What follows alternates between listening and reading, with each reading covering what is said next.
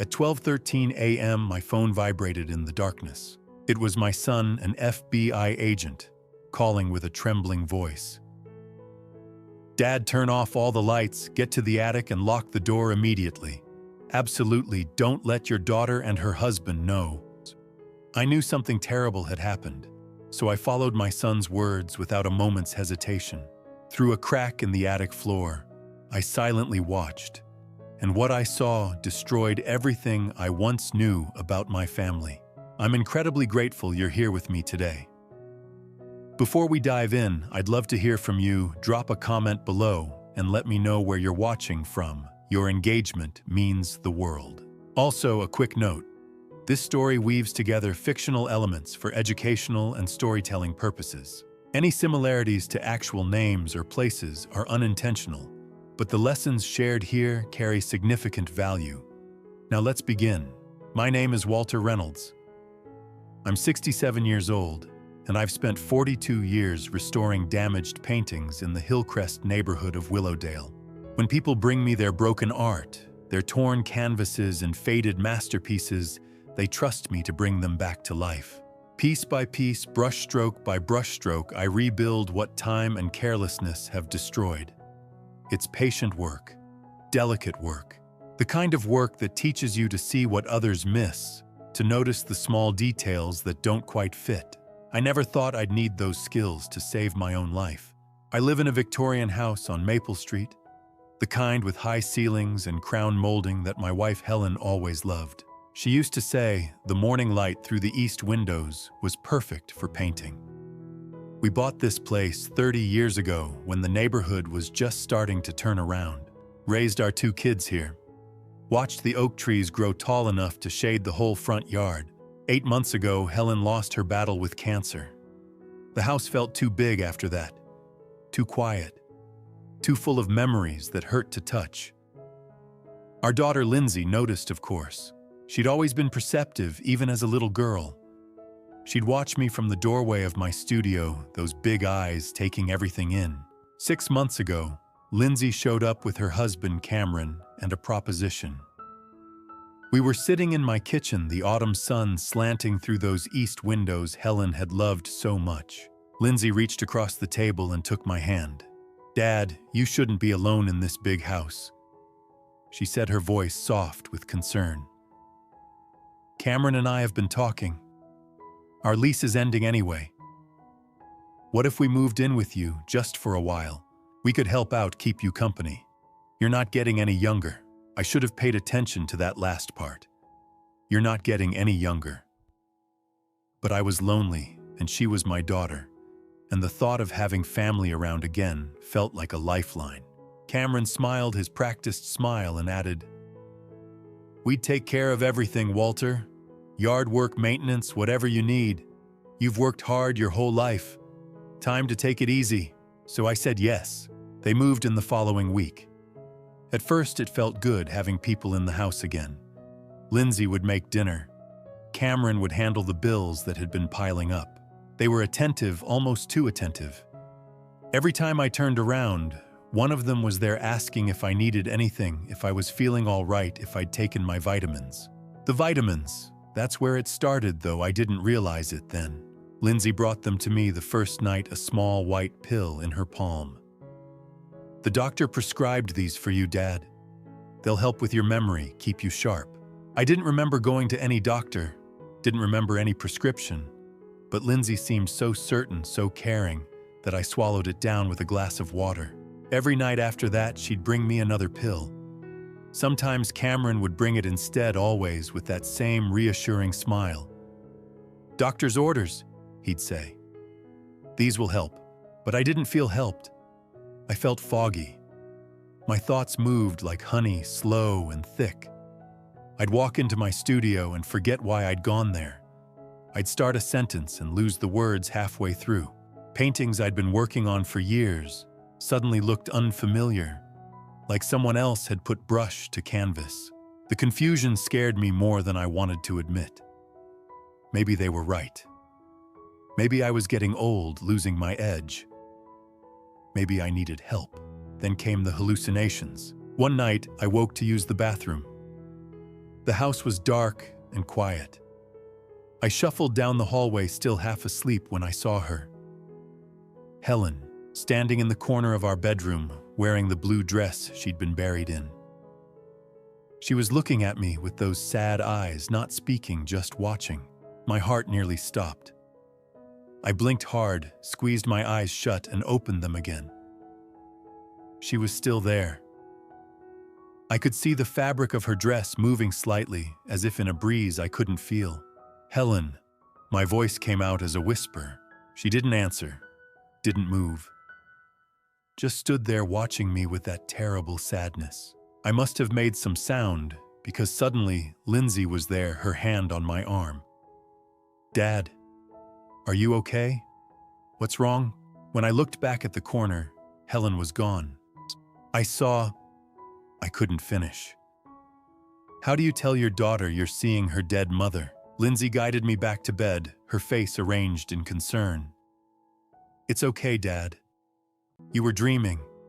The mind plays tricks sometimes, especially at night. That's why you need your rest and your vitamins." She tucked me in like I was a child, like I was helpless. The next morning, I felt like I was moving through water. Everything seemed distant, unreal. I went down to the kitchen, needing coffee, needing something to clear the fog in my head. Lindsay and Cameron had already left for work. The house was empty again. I was looking for the coffee filters when I knocked over a stack of papers on the counter. They scattered across the tile floor. I knelt down to gather them up, my knees protesting the movement, when one particular page caught my eye. It was a form, official-looking, with the letterhead of some medical facility I'd never heard of. Evergreen Behavioral Center. But that wasn't what made my hands start to shake. It was my name at the top. Walter Reynolds. Age 67. And below that, a series of checkboxes. Delusions, hallucinations, paranoia, memory loss, inability to care for self, danger to self or others. None of the boxes were checked yet. The form was blank, waiting, but it was already filled out with my personal information. My date of birth, my address, even my social security number. Someone had prepared this. Someone was planning to have me evaluated, to have me declared incompetent.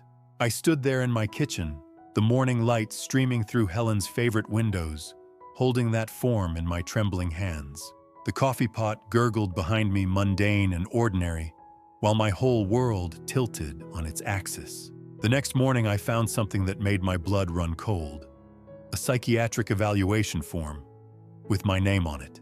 I wasn't always this suspicious of my own daughter.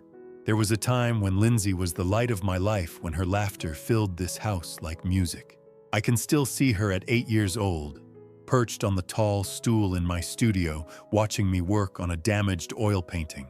Some kid had donated it to a school fundraiser, a 19th century portrait with a tear right through the subject's face.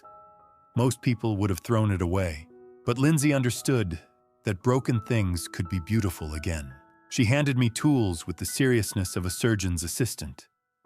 When I finally blended the last stroke to hide that terrible tear, she clapped her hands together. "Daddy, why do you fix broken paintings?" She asked, her eyes wide with that child's curiosity that sees magic in everything. I set down my brush and pulled her onto my lap. "Because everything deserves a second chance, sweetheart. Even broken things can be beautiful again, if someone cares enough to try." She hugged me tight. "You're the best daddy in the whole world." I believed her. God help me, I believed her. That was a long time ago. My little girl grew up, went to college, started her own life. She'd visit for holidays, call on Sundays, send photos of her adventures. Helen and I would look at those pictures together, proud of the woman she'd become. 2 years back, Lindsay called with exciting news. She'd met someone. His name was Cameron Drake, and from the way she talked about him, you'd think he'd hung the moon. He was charming, she said, successful, a consultant in real estate investment. He had smooth answers for everything and a smile that could sell ice in winter.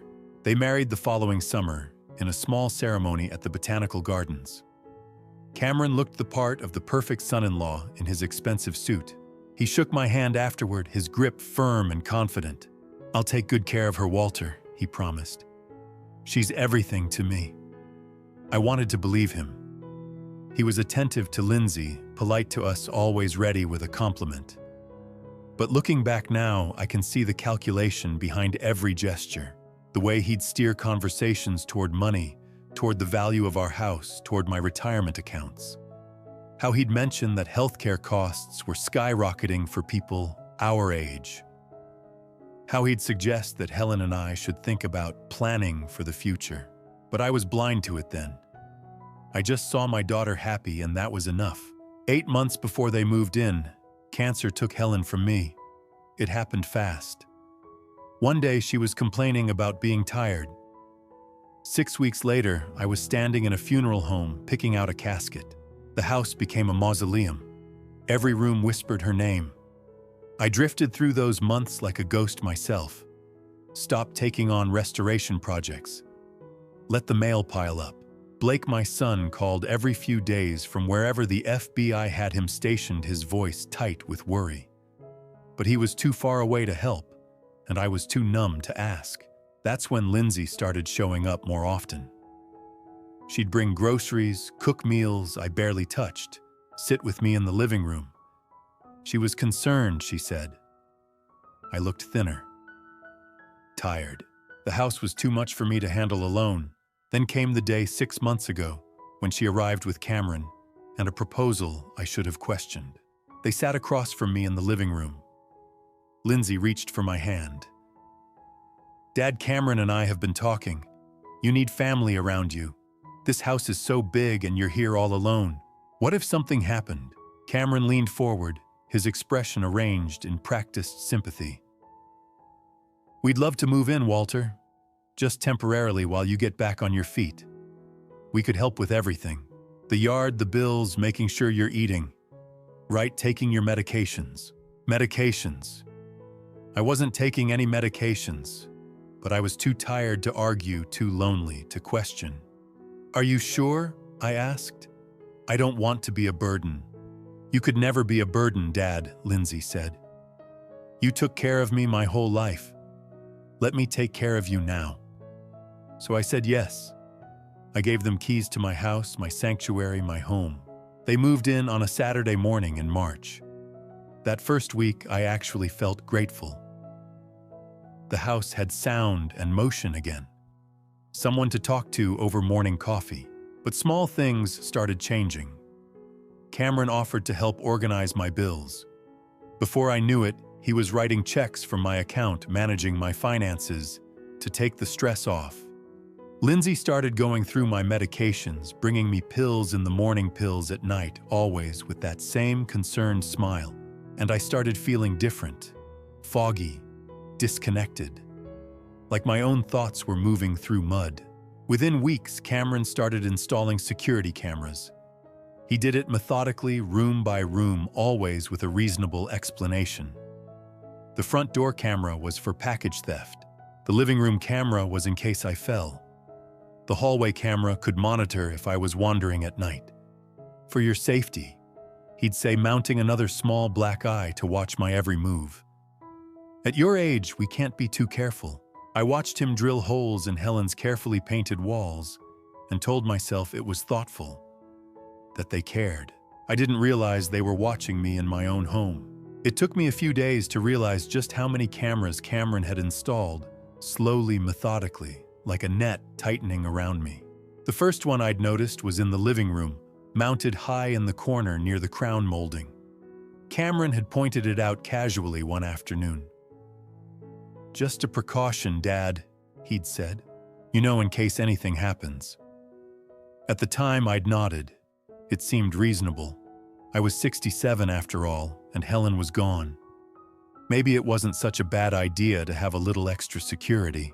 But then I found another in the hallway, and another in the kitchen angled toward the stove, and one more in the upstairs bathroom tucked behind the mirror's edge where I almost didn't see it. That one made my stomach turn. I stood there for a long moment staring at the tiny black lens, feeling something cold settle in my chest. When I finally asked Cameron about it, he was ready with an answer. "Dad, at your age, what if you fall? What if you have a dizzy spell in the shower? We need to be able to help you." His tone was patient, almost patronizing the way you'd talk to a child.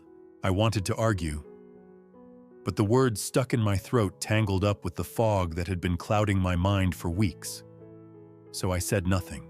It wasn't until later that evening that I realized something else. There were no cameras in their bedroom. None in Lindsay's private bathroom either. I'd walked past their door on my way to the attic studio and glanced in just for a second and seen nothing. No blinking red lights, no lenses watching from the corners. I stood at the foot of the attic stairs and let that sink in. They were watching me everywhere, except in the two places they controlled their own space and mine. When I asked Cameron about it the next morning, he didn't miss a beat. "The attic, Dad. You've got all those chemicals up there, turpentine, varnish, all that restoration stuff. The fumes would wreck the cameras in a week." He clapped me on the shoulder, his grip just a little too firm. "Besides, you're safe up there. You're doing what you love. We don't need to worry about you when you're painting." I nodded again. I always seem to be nodding these days, but something about his answer didn't sit right. I'd been restoring art for 42 years, and I knew damn well that the ventilation system Helen and I had installed kept the fumes under control. There were cameras designed for harsher environments than my studio, but I didn't say any of that. I just smiled and went back to my coffee. That same afternoon, I tried calling an old friend, George Mercer, a fellow restorer I'd known since the 80s. But when I picked up my phone, Cameron was there in an instant, his hand outstretched. "Who are you calling, Dad?" "George, just checking in." Cameron's smile didn't reach his eyes. "You know George hasn't called in a while, has he? Maybe he's busy. Why don't you rest instead?" Before I could answer, he took the phone from my hand. Not roughly, just firmly enough that I didn't fight him. He set it on the counter face down. "I'll make sure to remind you to call him later," he said. But later never came. It happened again 2 days after that. This time it was my son, Blake. I saw his name light up the screen, Blake Reynolds, FBI, and my heart leapt. I hadn't spoken to him in over a week, which was unusual. Blake called every Sunday like clockwork. I reached for the phone, but Cameron was faster. He snatched it off the table, his thumb swiping to decline the call. "Dad, you're supposed to be resting. Blake's probably just checking in.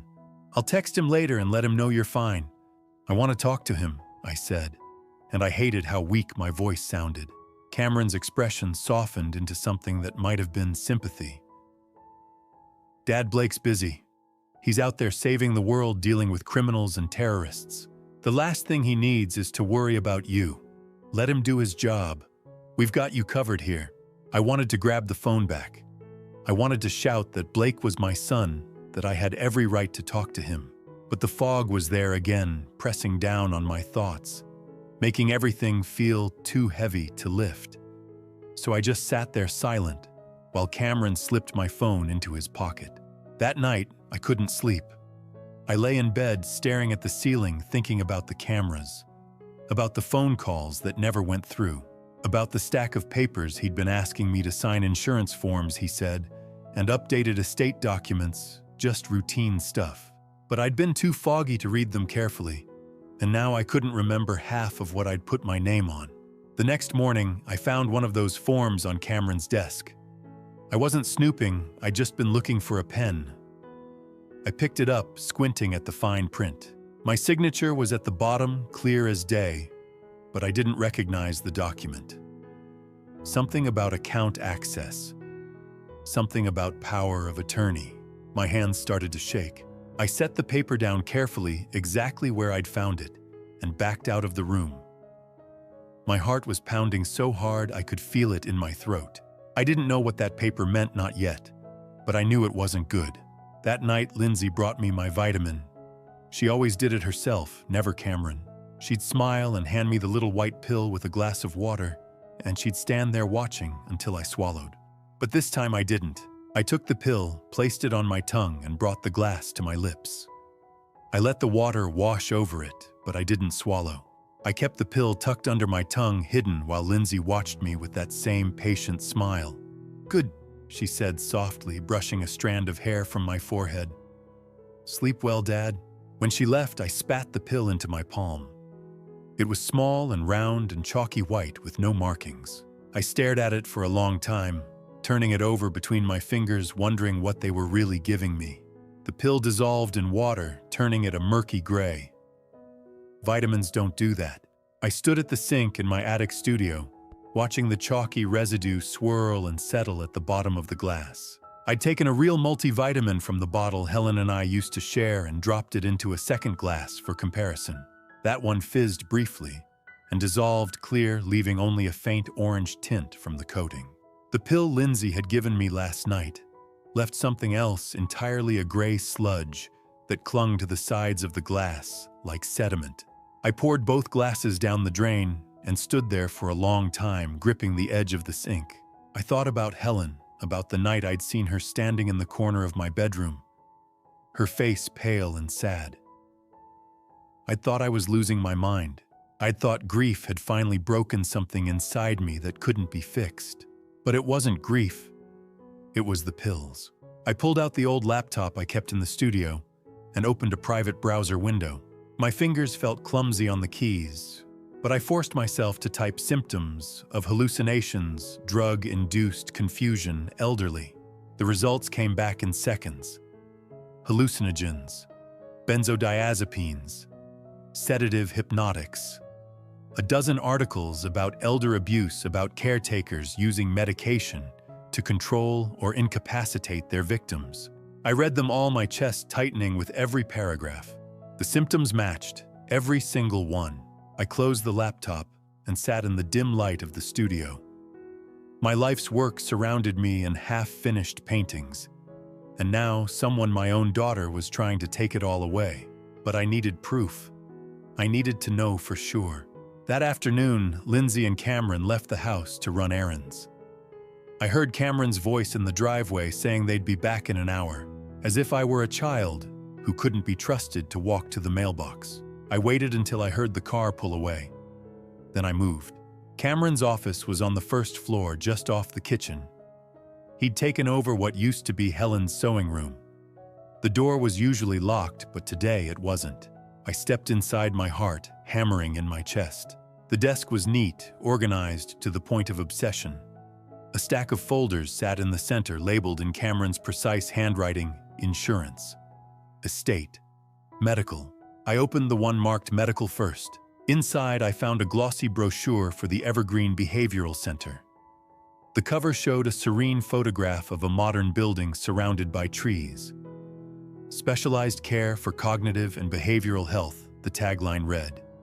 Private rooms, 24-hour monitoring. A safe, compassionate environment for those who can no longer care for themselves. Beneath the brochure was a draft form, an intake evaluation for psychiatric commitment. My name was already filled in at the top, Walter Reynolds, age 67, and below that a checklist of symptoms, some already marked: hallucinations, delusions, paranoia. The boxes were checked in blue ink. Cameron's handwriting. I stared at the form for a long time, feeling something cold and sharp settle in my chest. This wasn't a precaution. This wasn't concern. This was a plan. They were going to have me committed. They were going to lock me away in that place, sign papers that said I was incompetent, and take everything I had. The house, the savings, the paintings, all of it. I took a photo of the form with the old phone from my studio and slipped it back into the folder exactly as I'd found it. My hands were steadier now. Anger has a way of clearing the fog. I was back in the living room, pretending to read a newspaper, when the knock came at the door. At first I thought it was Lindsay and Cameron returning early, but the knock was too soft, too hesitant. I opened the door to find Catherine Hayes standing on the porch, a ceramic dish covered in foil in her hands. Catherine was a fixture of the neighborhood, 65, silver-haired, with sharp eyes and a no-nonsense manner. She and Helen had been friends. I hadn't seen much of her since the funeral. "Walter," she said, her voice warm but cautious. "I brought you some casserole." She paused, her gaze sweeping over me. Her expression shifted. "Are you all right?" I opened my mouth to say yes the way I always did. But something stopped me. Maybe it was the way she was looking at me, not with pity, but with the sharp, clinical assessment of someone who'd spent 3 decades as a nurse. Catherine stepped inside, setting the casserole on the hall table. She lowered her voice. "Walter, I've been a nurse for 30 years. I know medication issues when I see them. You don't look well." I glanced toward the stairs, toward the cameras I knew were watching. But Catherine had already noticed. Her eyes flicked to the corner of the living room, to the small black lens mounted near the ceiling, and her mouth pressed into a thin line. Before I could answer, I heard the front door open.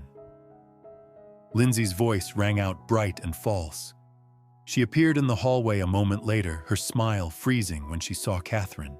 "Mrs. Hayes, how nice of you to stop by. But Dad really needs to rest." "Don't you, Dad?" Catherine didn't move. I appreciate your concern," Lindsay said, stepping between us. "But we have everything under control. Cameron and I are taking excellent care of him." Catherine's jaw tightened. For a moment, I thought she might argue, but then she picked up her empty dish and turned toward the door. As she passed me, she leaned in close. Her voice barely a whisper. "If you need me, I'm 2 houses down." And then she was gone. Lindsay closed the door and turned to me, her smile sharp. "Dad, don't bother the neighbors with your episodes. People might get the wrong idea." I nodded. I always seemed to be nodding, but inside, something had shifted. Catherine had seen. She knew, and more importantly, she'd offered to help. That night, after Lindsay brought me my vitamin, and I tucked it under my tongue again, I lay in bed and thought about Blake. My son, the FBI agent, the one who'd always been a little too cautious about security and worst-case scenarios. 6 months ago, he'd visited for Thanksgiving. He'd pulled me aside in the kitchen and pressed something small and rectangular into my hand. "It's a backup phone, Dad," he'd said quietly. "Prepaid, no contract, no tracking. Keep it charged and hidden somewhere safe, just in case." At the time, I'd thought he was overreacting. I'd humored him, tucked the phone into an old paint supply box in the attic, and forgotten about it, until now. I needed help. I needed evidence. And I needed to do it without them knowing. The alarm clock on the nightstand read 12:13 a.m. when the backup phone buzzed. I shot upright in bed, my heart hammering. I crossed the dark room to the old oak wardrobe felt along the top shelf and pulled down the paint supply box Blake had helped me pack last Thanksgiving. Beneath a stack of unused brushes wrapped in a paint-stained rag was the phone.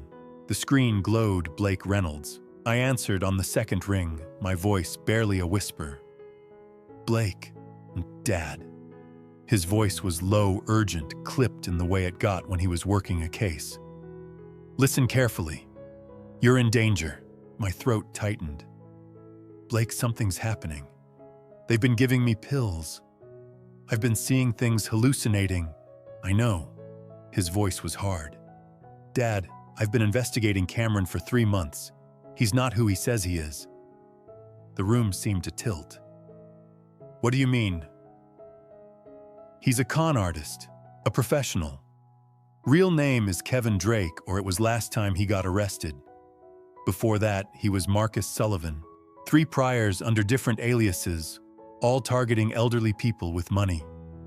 He marries into families, isolates the victim, and takes everything." I sank onto the edge of the bed, the phone pressed hard against my ear. Cameron's not even his real name. No. And Lindsay, I don't know if she's part of it or if he manipulated her too, but they're planning something soon. Very soon. There's a psychiatric facility, I said, my voice breaking. Evergreen Behavioral Center. They have an intake form with my name on it. Blake swore under his breath. That's the play. They commit you, have you declared incompetent, and take control of your assets. Once you're in a place like that, getting you out is nearly impossible.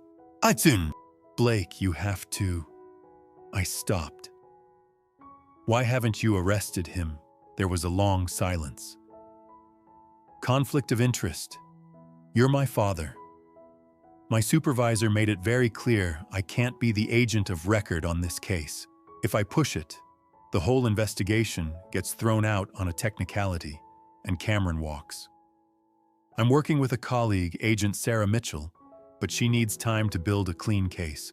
We're talking 2 weeks minimum to get a warrant. 2 weeks. It felt like an eternity. Dad, I need you to do exactly what I'm about to tell you. Blake's voice sharpened, became the voice of an FBI agent giving orders. Do you have a place in the house where they don't have cameras?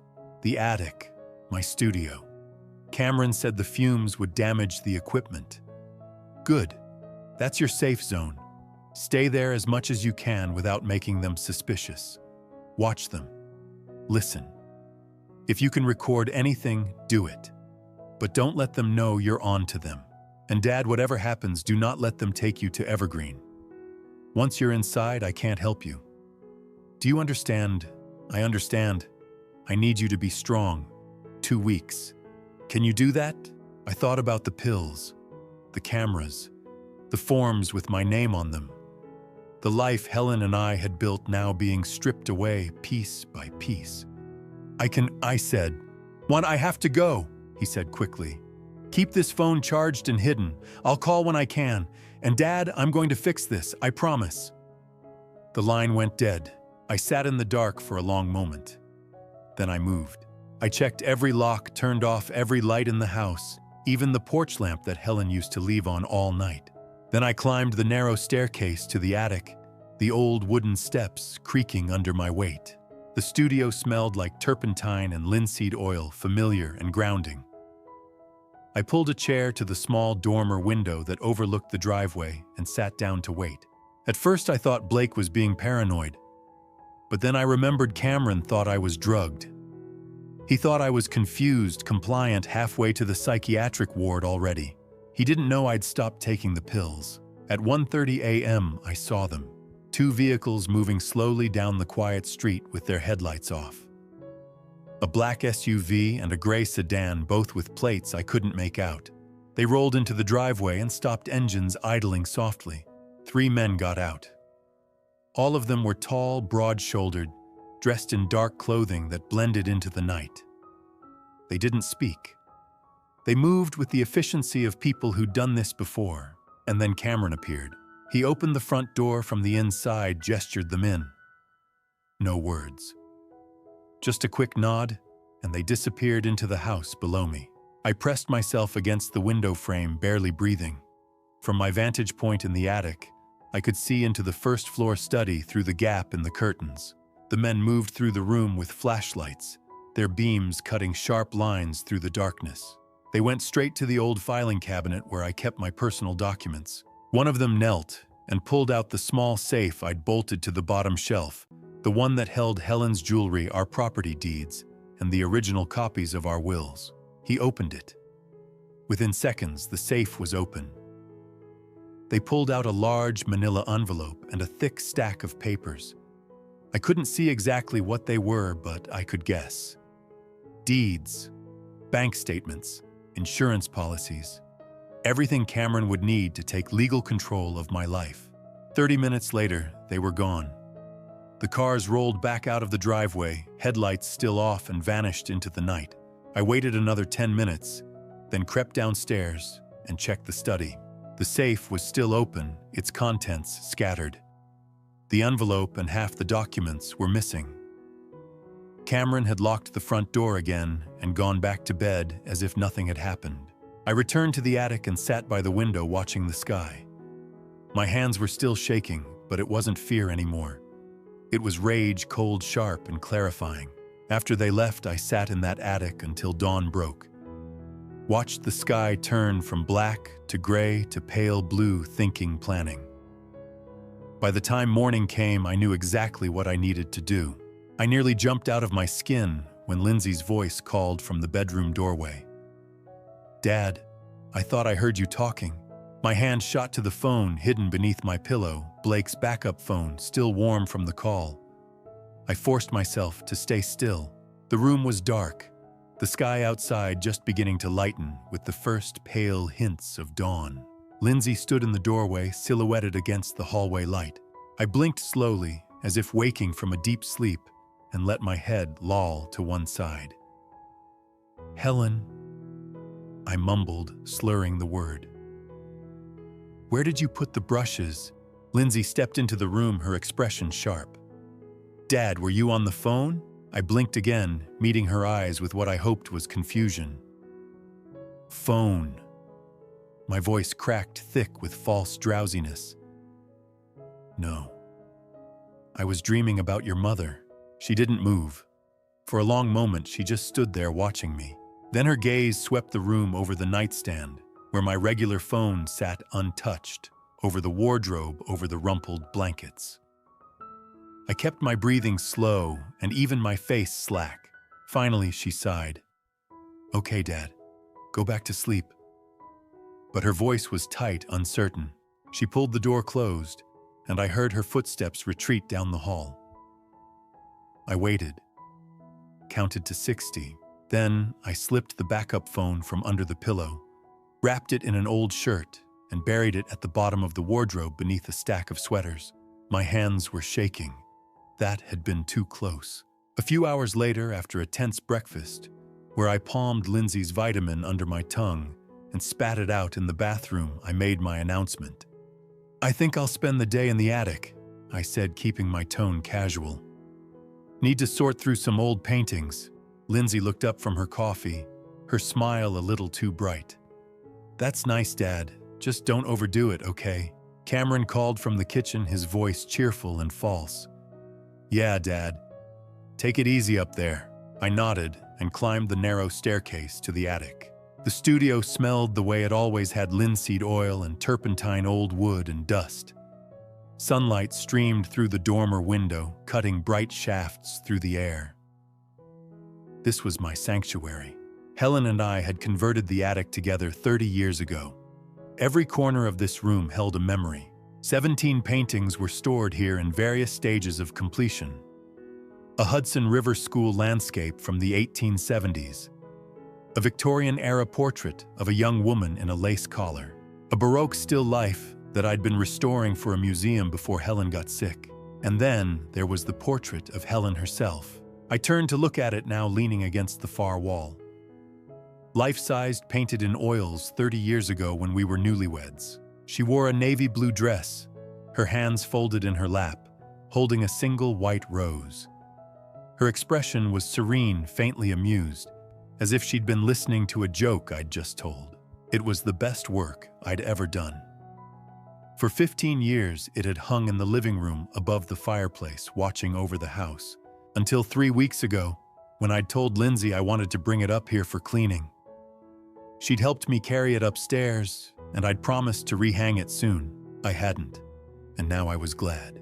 I spent the next hour moving paintings around, pretending to organize, all the while thinking about Blake's instructions. Watch them. Listen. Record anything you can. At one point, I knelt down to shift a canvas and noticed something I'd never paid attention to before: a gap in the floorboards. Not large, maybe half an inch wide, where the old wood had settled and shrunk over the decades. I pressed my face close to the floor and peered through. Below me, I could see straight down into the living room. The angle was perfect. From here, I had a clear view of the sofa, the coffee table, even the front door. I could see Lindsay sitting on the couch, her phone in her hand. A moment later, Cameron walked into view, carrying something, a thick stack of cash bundled with rubber bands. He dropped onto the sofa beside her and started counting it. Hundreds, by the look of them. Lindsay said something I couldn't hear, her face tense, and Cameron laughed, a sharp, dismissive sound that carried even through the floorboards. I watched their body language. Cameron grinned, gesturing with the cash. Lindsay shook her head, glanced toward the stairs, bit her lower lip. She looked nervous, afraid even, or maybe guilty. But I couldn't hear them. The floor was too thick, the distance too great. I could see, but I couldn't listen. And without sound, all I had were guesses. I sat back on my heels, frustrated. I need to hear them. I need evidence. Real evidence. I turned back to the workbench, scanning the clutter of tools and supplies. My gaze landed on the small digital camera I used for documentation, photographing paintings before and after restoration. It was old, but functional, with a decent video mode and a built-in microphone. The memory card could hold hours of footage. I picked it up, turning it over in my hands. The lens was small, unobtrusive. If I could hide it somewhere with a good view of the living room, somewhere they looked at every day, but never really noticed. My eyes drifted back to the portrait of Helen.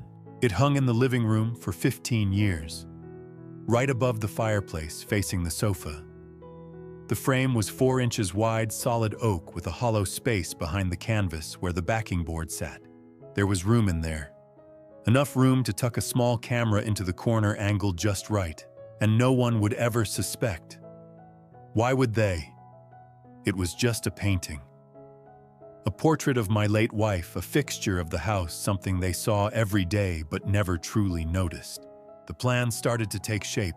I had the camera. I had the location. Now I just needed to figure out how to hide it in plain sight, without them knowing I'd been anywhere near that portrait. Installing a camera in my wife's portrait felt like a betrayal. But Helen would understand. She always did. I sat in the attic studio staring at the small digital camera I'd ordered 2 days ago, a surveillance device no bigger than a coin with a pinhole lens and built-in Wi-Fi.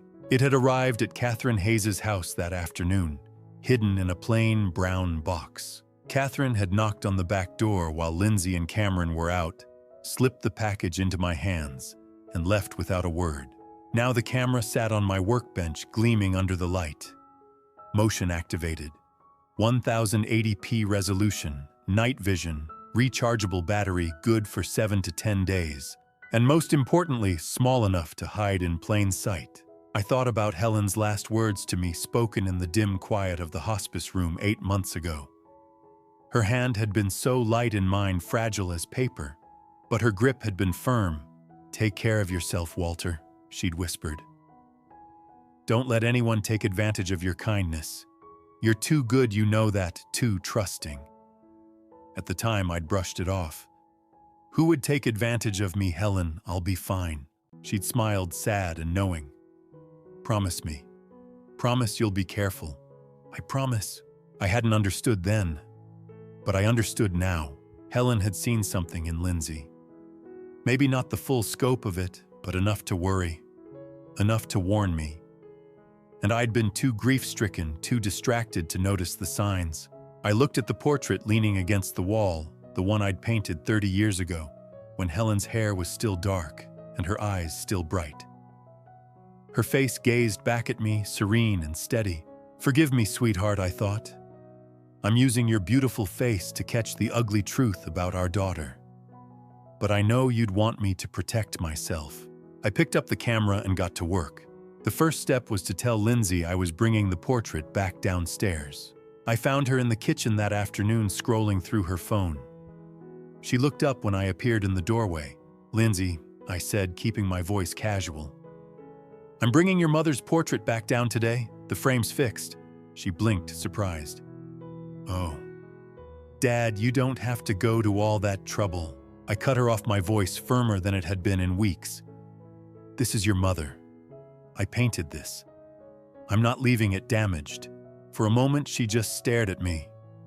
It was the first time I'd pushed back against her in months, the first time I'd refused to be placated or redirected. "Okay, Dad," she said slowly. "Whatever you want." Cameron glanced over from the sink, his expression unreadable. "Need help carrying it down, Dad?" "No," I said. "I can manage." I climbed back upstairs, my heart pounding. The installation took 2 hours. I worked methodically the way I always had when restoring a painting. First, I laid the portrait face down on the workbench.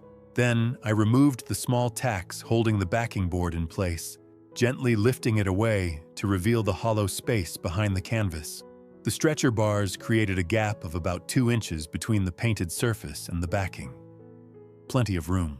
I studied the back of the canvas, tracing the faint outline of Helen's face through the weave of the fabric. Her eyes. That's where the camera needed to go. Using a precision drill bit, just 2 millimeters wide, I carefully pierced a hole through the canvas from the back, positioning it at the exact center of her left pupil. The drill bit slid through easily, and when I held the canvas up to the light, I could see a pinpoint of brightness where the hole had opened. Her eyes always seemed to follow you around the room, I thought. Now they really would. I mounted the camera on a small strip of double-sided tape, pressing it firmly against the back of the canvas so that the lens aligned perfectly with the pinhole. Then I powered it on and connected my old tablet to the camera's Wi-Fi signal, an independent network that wouldn't show up on Cameron's router. The app loaded slowly, and then the screen flickered to life. I was looking at my own workbench from the camera's perspective. The image was dim light, struggled to pass through such a small opening, but it was clear enough. I tested the microphone by speaking aloud. A moment later, I played back the recording. My voice came through crisp and clear. Perfect. I carefully replaced the backing board, securing it with the tacks, and turned the portrait over. From the front, there was nothing. No sign of the camera, no hint of the tiny lens hidden in the painted pupil. Just Helen's face, unchanged, watching the world with the same calm patience she'd always had. I sat down and looked at her. "Forgive me, sweetheart," I said quietly. "I'm using your beautiful face to catch the ugly truth about our daughter. But I know you'd want me to protect myself. You always did." In the silence, I felt something, a faint sense of reassurance, as if Helen were standing beside me, her hand on my shoulder. Carrying the portrait downstairs was harder than expected. The frame was solid oak, heavy and unwieldy. I maneuvered it into the living room and lifted it carefully onto the hooks above the fireplace, the same spot it had occupied for 15 years. The angle was perfect. Helen's gaze and the camera's lens looked straight across the room toward the sofa and the coffee table. Anyone sitting there would be directly in view. Lindsay appeared in the doorway a moment later, her arms crossed. She looked at the portrait, then at me. "It looks good, Dad," she said softly. "Mom looks beautiful." "She always was," I replied. She stood there for a few seconds longer, then turned and walked away. She had no idea Helen was watching her now. That evening, I sat in the attic with the tablet in my lap. At 9:47 p.m., the motion sensor activated. Lindsay and Cameron walked into view and sat down on the sofa directly beneath the portrait. And they started talking. I will never forget the first words I heard through that camera. "How much longer until we can move the old man to Evergreen?" I sat in the darkness of the attic, earbuds pressed into my ears, the tablet glowing faintly in my lap.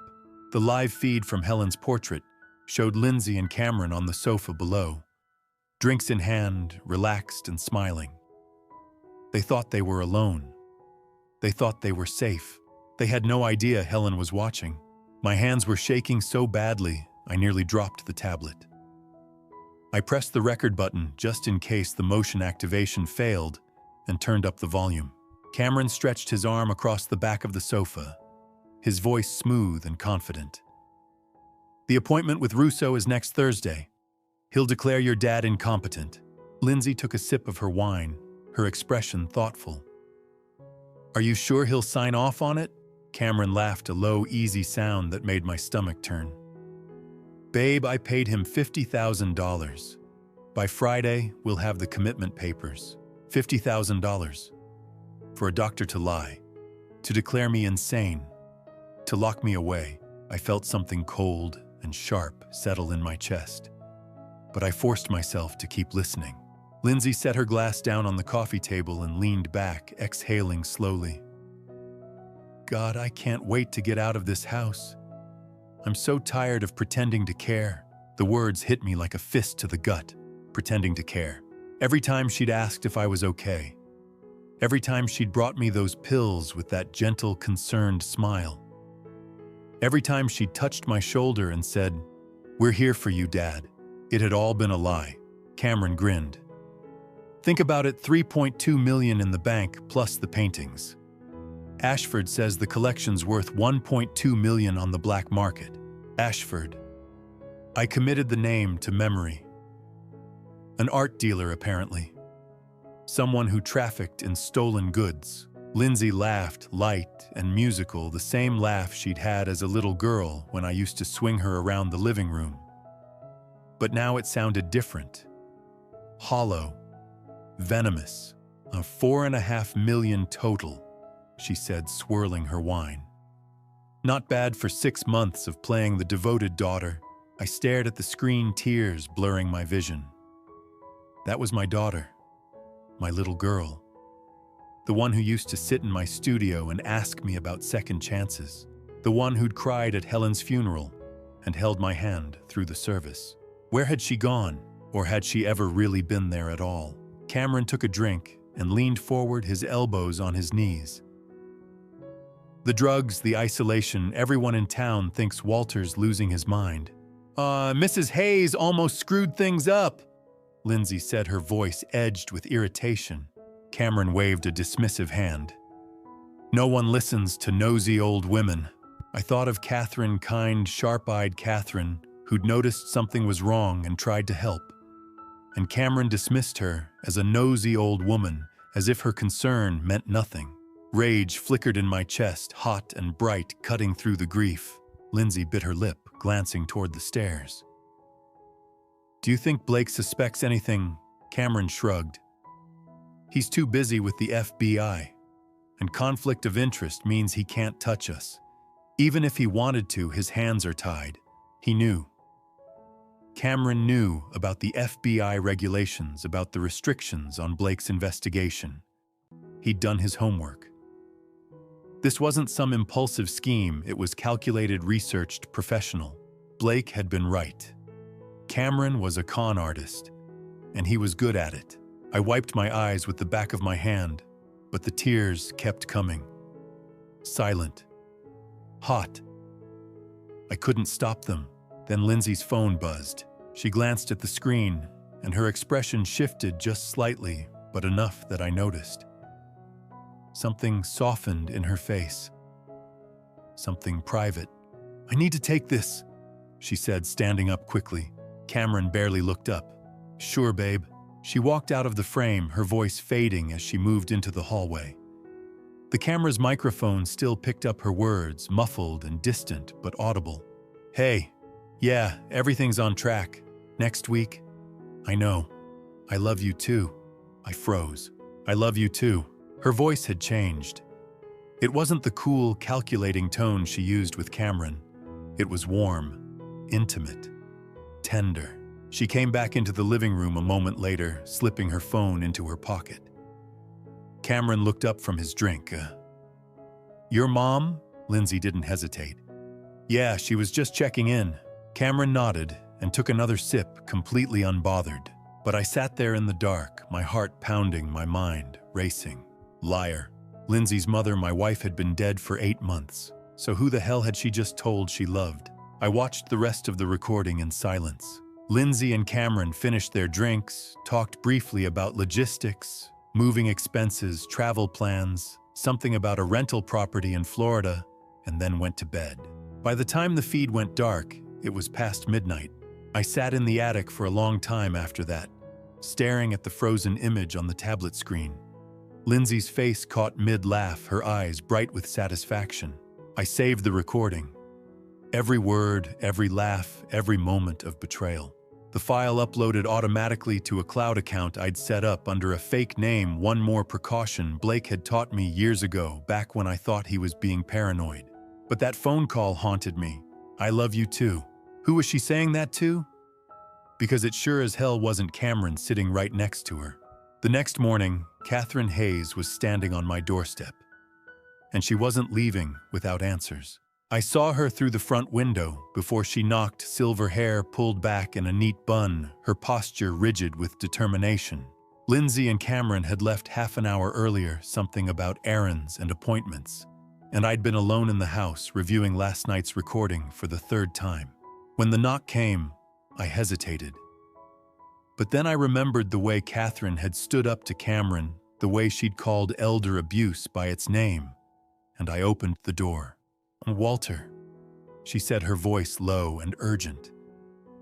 "We need to talk. My sister died in a place like Evergreen." I recognized the pattern. I stepped aside and let her in. We sat in the attic, the safest place in the house.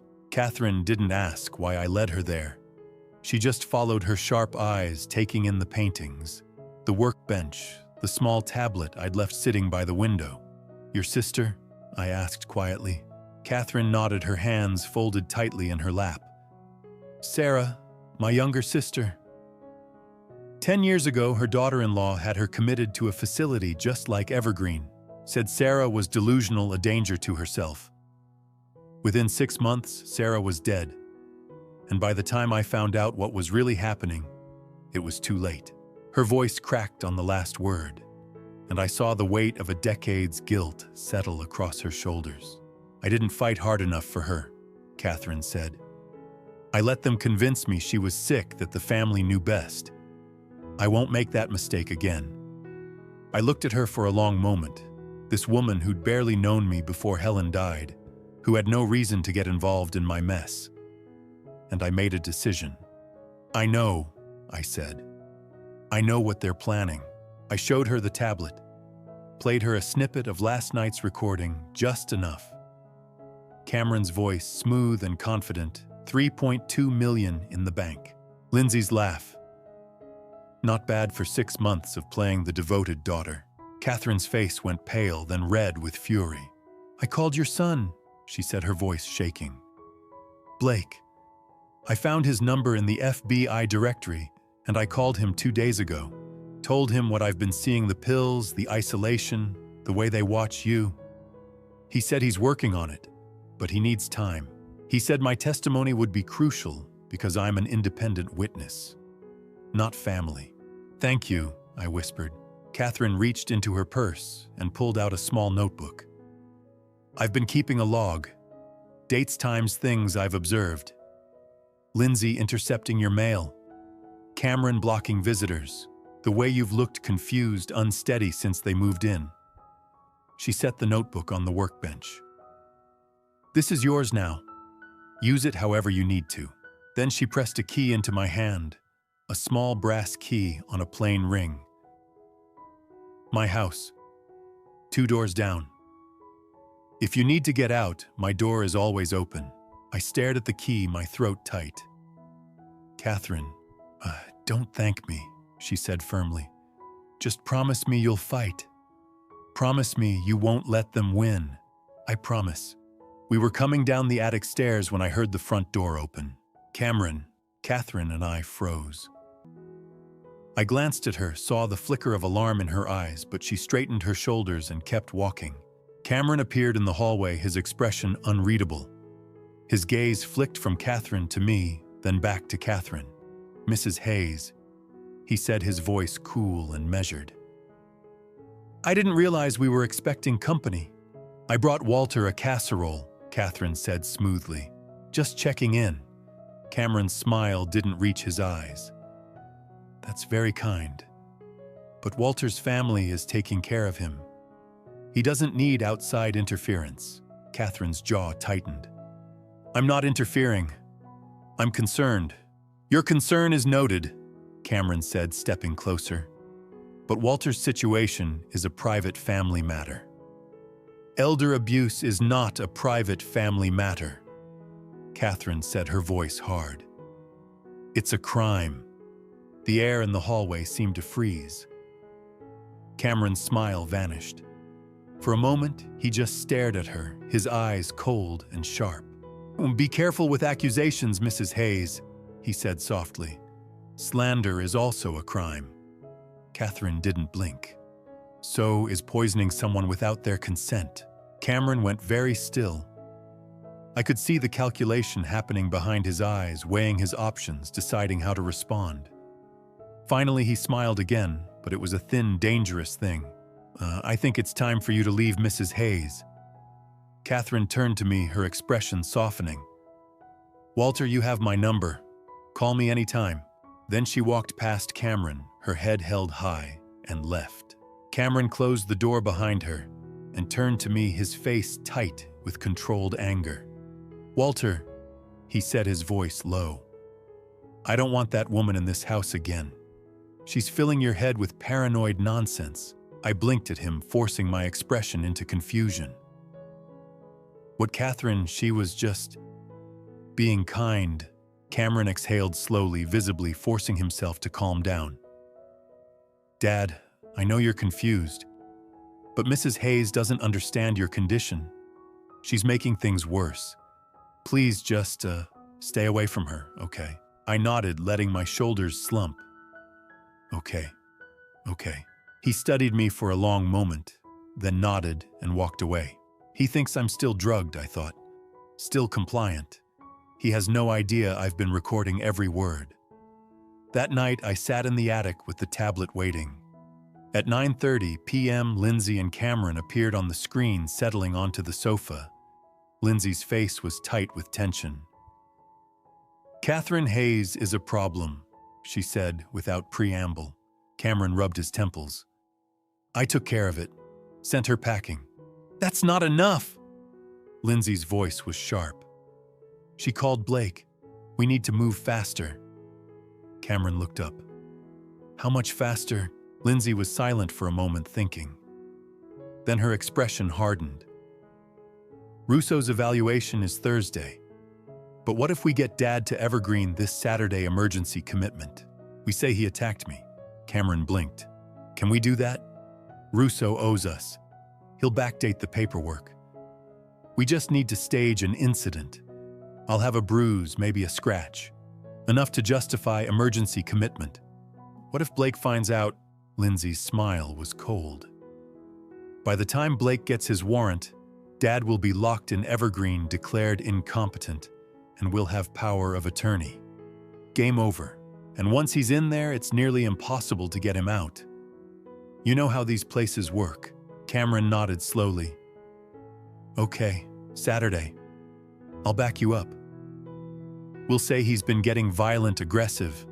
The drugs made him paranoid." "Perfect. Call Russo in the morning. Tell him we need the papers ready by Saturday noon." I stopped the recording, my hands shaking. Saturday, not next Thursday, not in 8 days, in 2 days. Blake had said he needed 2 weeks to get a warrant. But Lindsay and Cameron were moving the timeline up. They were going to lock me away in 48 hours, and there was nothing Blake could do to stop it in time. 2 days. I had 2 days to gather enough evidence, pull Blake in, and stop them from taking me to Evergreen. And I still didn't know who Lindsay was really working with. I spent that entire day researching Evergreen Behavioral Center. What I found made my blood run cold. I sat in the attic with my old laptop balanced on my knees, connected to the internet, through a mobile hotspot from Blake's backup phone. I couldn't risk using the house Wi-Fi. Cameron would see the search history. Evergreen's website looked professional, almost too professional. Glossy photographs of serene courtyards and smiling staff members. Testimonials from grateful families. An award badge proclaiming them Best Mental Health Facility 2022. But when I dug deeper, the veneer started to crack. I searched Evergreen Behavioral Center complaints. Then Evergreen Behavioral Center lawsuit. The results came slowly, buried beneath layers of search engine optimization. But they were there. 3 lawsuits in the past 5 years. All settled out of court. All sealed with non-disclosure agreements. Just vague references to allegations of wrongful confinement and financial disputes. One article caught my eye, a short piece from a local news site published 2 years ago. The headline read, "Family Questions Mental Health Facility After Mother's Passing." The article mentioned a man named Robert Klein, 58, whose mother Margaret had died after 6 months at Evergreen. Robert had tried to sue, but the case had been settled quietly. Reading between the lines, it was clear Robert hadn't gotten justice. Just money. Hush money. I kept searching. Robert Klein's name led me to a Facebook group, Families Against Elder Abuse. I found his profile, sent him a private message, and waited. He replied 30 minutes later with a phone number. My hands were shaking when I dialed. "Hello." Robert's voice was wary, tired. "Mr. Klein, my name is Walter Reynolds. I think my family is trying to get me into Evergreen. I saw your mother's case." There was a long silence, then a bitter, exhausted laugh. "Evergreen. God." His voice dropped. "Mr. Reynolds, don't let them take you there." "I'm trying not to," I said, "but I need to know what I'm up against." Robert exhaled slowly. "My mother was sharp as a tack at 68. Then my sister said Mom was declining. Said she needed professional care. Got a doctor to sign commitment papers. Dr. Gerald Russo." I gripped the phone tighter. "Russo, Dr. Gerald Russo. Sahantasha Mukutikakam Spanomon. You know him too." Robert's voice turned hard. "He's part of the racket. He signs off on anyone Evergreen wants." Within 2 months at Evergreen, my mother actually was confused. They had her so drugged up she couldn't remember her own name. She had $2 million in savings, Mr. Reynolds. By the time I finally got her out, there was $40,000 left. $40,000, I repeated, stunned. Evergreen charges $15,000 a week. Over 6 months, that's $360,000. Where did the rest go? His voice cracked. I found wire transfers to shell accounts, payments to consultants and legal fees I never authorized. By the time I got access to her records, it was too late. And 3 months after I brought her home, she died. Heart failure, but I know it was the drugs. I closed my eyes. "I'm sorry." "Wait, don't be sorry. Fight." Robert's voice steadied. "And if you build a case, if you can get them into a courtroom, I'll testify. I'll tell them everything." I kept digging. Another search, Evergreen Behavioral Center survivors. I found a blog post from a year ago. The headline, "Woman Escapes Mental Health Facility Alleges Financial Abuse." The woman's name was Margaret Lawson, 71. I tracked down her contact information through the blog's author and called her that afternoon. "Hello." Her voice was thin, fragile. "Mrs. Lawson, my name is Walter Reynolds. I read about your experience at Evergreen. I think my family is trying to do the same thing to me." There was a long pause, then a shaky breath. "Evergreen. I still have nightmares." Margaret's voice wavered, but she told me. Her grandson Daniel had convinced a judge she had dementia. Dr. Russo again, Russo had signed the paperwork. Within weeks, she was locked inside Evergreen, drugged into compliance, and forced to sign over her house, her savings, her stocks. $1.8 million gone. "They made me sign papers while I was so sedated I couldn't even read them," she whispered. "I thought I was signing get-well cards, but it was deeds, bank transfers, everything." "How did you get out?" "A nurse, Jennifer Wells. She helped me call a lawyer. The lawyer filed an emergency petition, and after 4 months they let me go. But by then," her voice broke. "By then, Daniel had everything. I live on Social Security now in a subsidized apartment. I lost everything. I'm going to stop them," I said quietly. "If I can get them in front of a judge, will you testify?" "Yes." Her voice was barely audible. "Yes. I'll tell them what they did to me." I hung up and sat in the silence of the attic, staring at my notes. Robert Klein, Margaret Lawson, 2 victims, nearly $4 million stolen. And those were just the ones I'd found in an afternoon. How many others were there? This wasn't just about me. This was a system, a predatory machine that fed on the elderly, the vulnerable, the isolated. And Dr. Russo was the gatekeeper. I was about to close the laptop when the tablet on the workbench lit up a flicker of movement from the camera feed below. I glanced down and froze. A man I'd never seen before was walking into my living room. He was tall, over 6 feet, broad-shouldered, with short dark hair and a neatly trimmed beard. He wore a black suit, a white shirt, no tie. Polished but dangerous. Around 40, maybe. Lindsay appeared from the kitchen, her face lighting up with a smile I hadn't seen her give Cameron in months. She crossed the room in 3 quick steps and wrapped her arms around him, and then she kissed him. Not a polite peck, a real kiss. Long, intimate, full of warmth. I'd been so focused on the phone calls I almost missed it. On the camera feed below, a man I'd never seen before was walking into my living room. Lindsay kissed him. And it wasn't Cameron. Hold on before I uncover the identity of this stranger and expose the mastermind behind it all. Let me know you're still here. Drop a 1 in the comments if you think Lindsay is the real mastermind, or 2 if you believe someone else is pulling the strings. Also note what follows includes fictional components. You're welcome to leave if this isn't for you. Now the truth. The man in my living room was tall, well-dressed in an expensive suit with cold eyes. And my daughter was kissing him like Cameron didn't exist. I sat frozen in the attic, staring at the tablet screen, my heart hammering in my chest. Cameron was at work or wherever he went during the day. Lindsay and the stranger had the house to themselves, and they were using the time. They broke apart after a long moment, and the man settled onto the sofa, pulling Lindsay down beside him.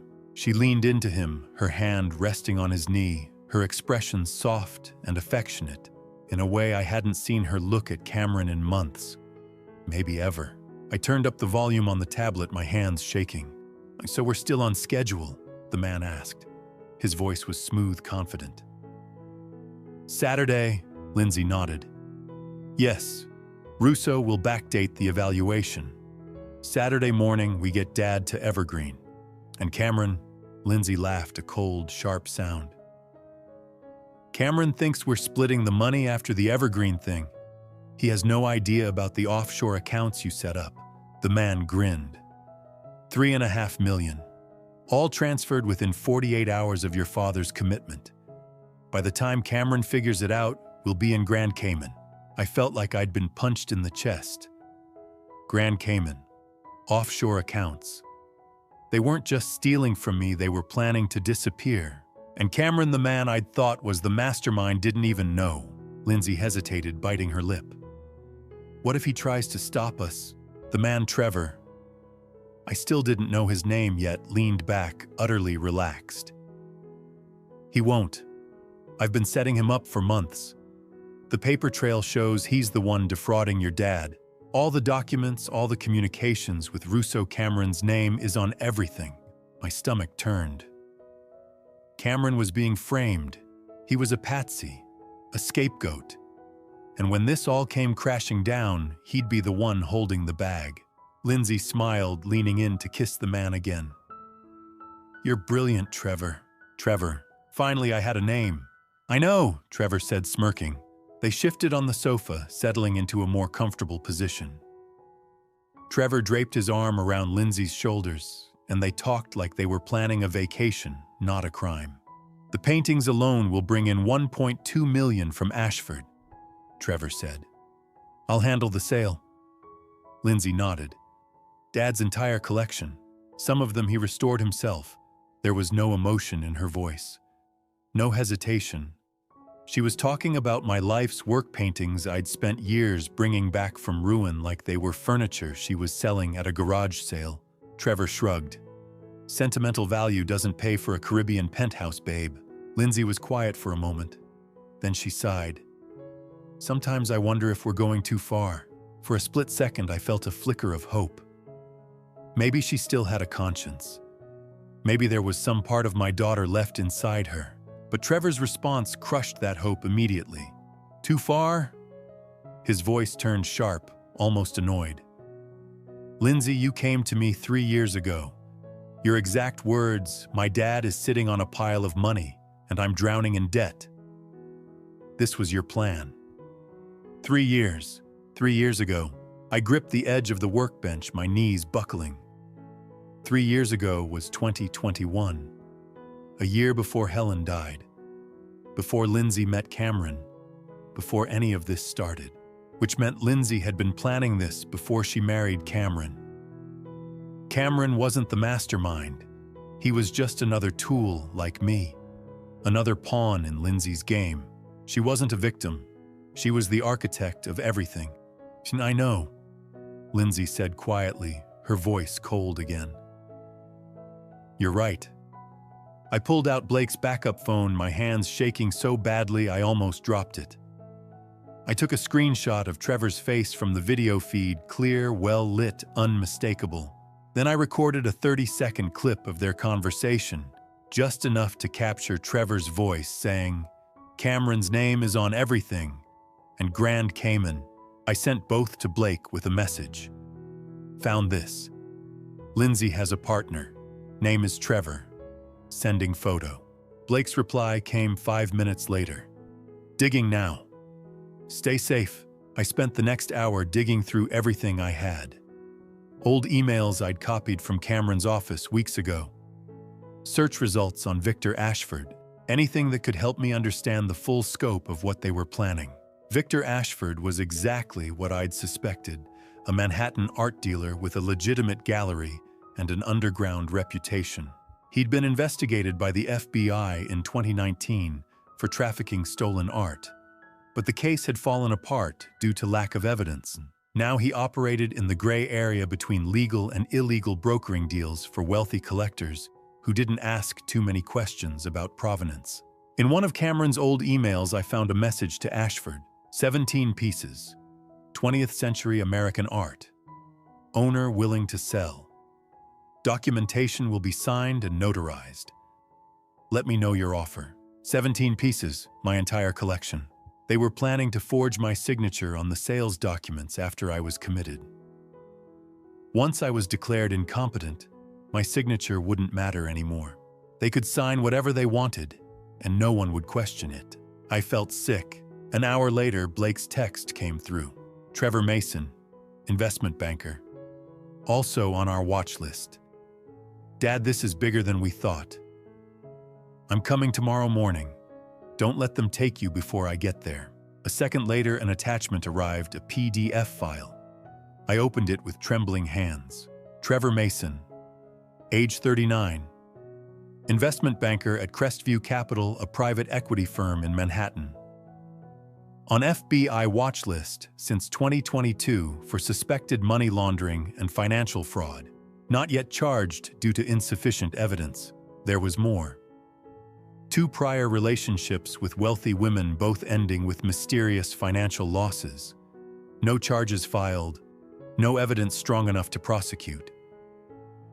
But the pattern was clear.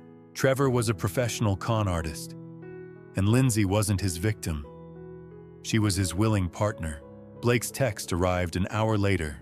Trevor Mason, investment banker. Also on our watch list. Dad, this is bigger than we thought. I'm coming tomorrow morning. Don't let them take you before I get there. Friday morning, Dr. Gerald Russo arrived at my door with a briefcase and a smile that didn't reach his eyes. I'd been awake since 4, sitting in the attic with the tablet watching the live feed from Helen's portrait. Lindsay and Cameron had spent the night whispering plans I couldn't quite hear through the walls. But I knew what was coming. Russo's evaluation was the final piece. Once he signed the papers, they could take me to Evergreen. I heard the doorbell ring, heard Lindsay's bright, false voice. Dr. Russo, thank you so much for coming. I made my way downstairs slowly, deliberately. I had to play the part, confused, compliant, harmless. If Russo suspected I knew what he was doing, he might change the plan, and I needed him on camera. Lindsay met me at the bottom of the stairs, her hand on my elbow. Dad, Dr. Russo is here to help you. Just answer his questions honestly, okay? I nodded. Okay. We sat in the living room. Russo in the armchair across from me, Lindsay and Cameron hovering nearby. Above us, Helen's portrait watched in silence. Russo opened his briefcase and pulled out a clipboard. Mr. Reynolds, how are you feeling today? I'm fine, doctor. Your daughter tells me you've been confused lately, Seeing things that aren't there, I kept my expression neutral. I don't know what she means. Russo made a note. He wasn't listening. He was going through the motions, checking boxes on a script he'd already written. What year is it? He asked. Who is the current president? Donald Trump. What day of the week is it? Friday. Can you count backward from 100 by sevens? 193, 86, 79, 72. I rattled off the sequence without hesitation. Russo frowned. Clearly, he hadn't expected me to be so sharp. But he recovered quickly, flipping to the next page. Do you ever feel like people are watching you? He asked, his tone shifting, leading suggestive. I hesitated. Sometimes. Do you hear voices? I met his eyes. I sometimes hear my wife. But she's been dead for 8 months. Russo wrote quickly, underlining something. Auditory hallucinations. Do you feel safe in this house? I let a faint smile touch my lips. Should I not? He looked at me for a long moment, and I saw the flicker of suspicion in his expression. He knew I was sharper than Lindsay had told him, but it didn't matter. He'd already been paid. Confusion is natural at your age, Mr. Reynolds, he said, his voice patronizing. I'm not suffering from dementia, doctor. Lindsay stepped forward, her voice sweet and worried. Dad, please. Dr. Russo is just trying to help.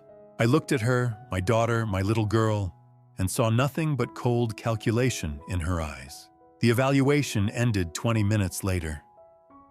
Russo stood, shook my hand with false warmth, and followed Lindsay and Cameron into the kitchen for a private consultation. I went upstairs to the attic, and I listened. The camera feed picked up every word, yet there are clear signs of paranoid delusions.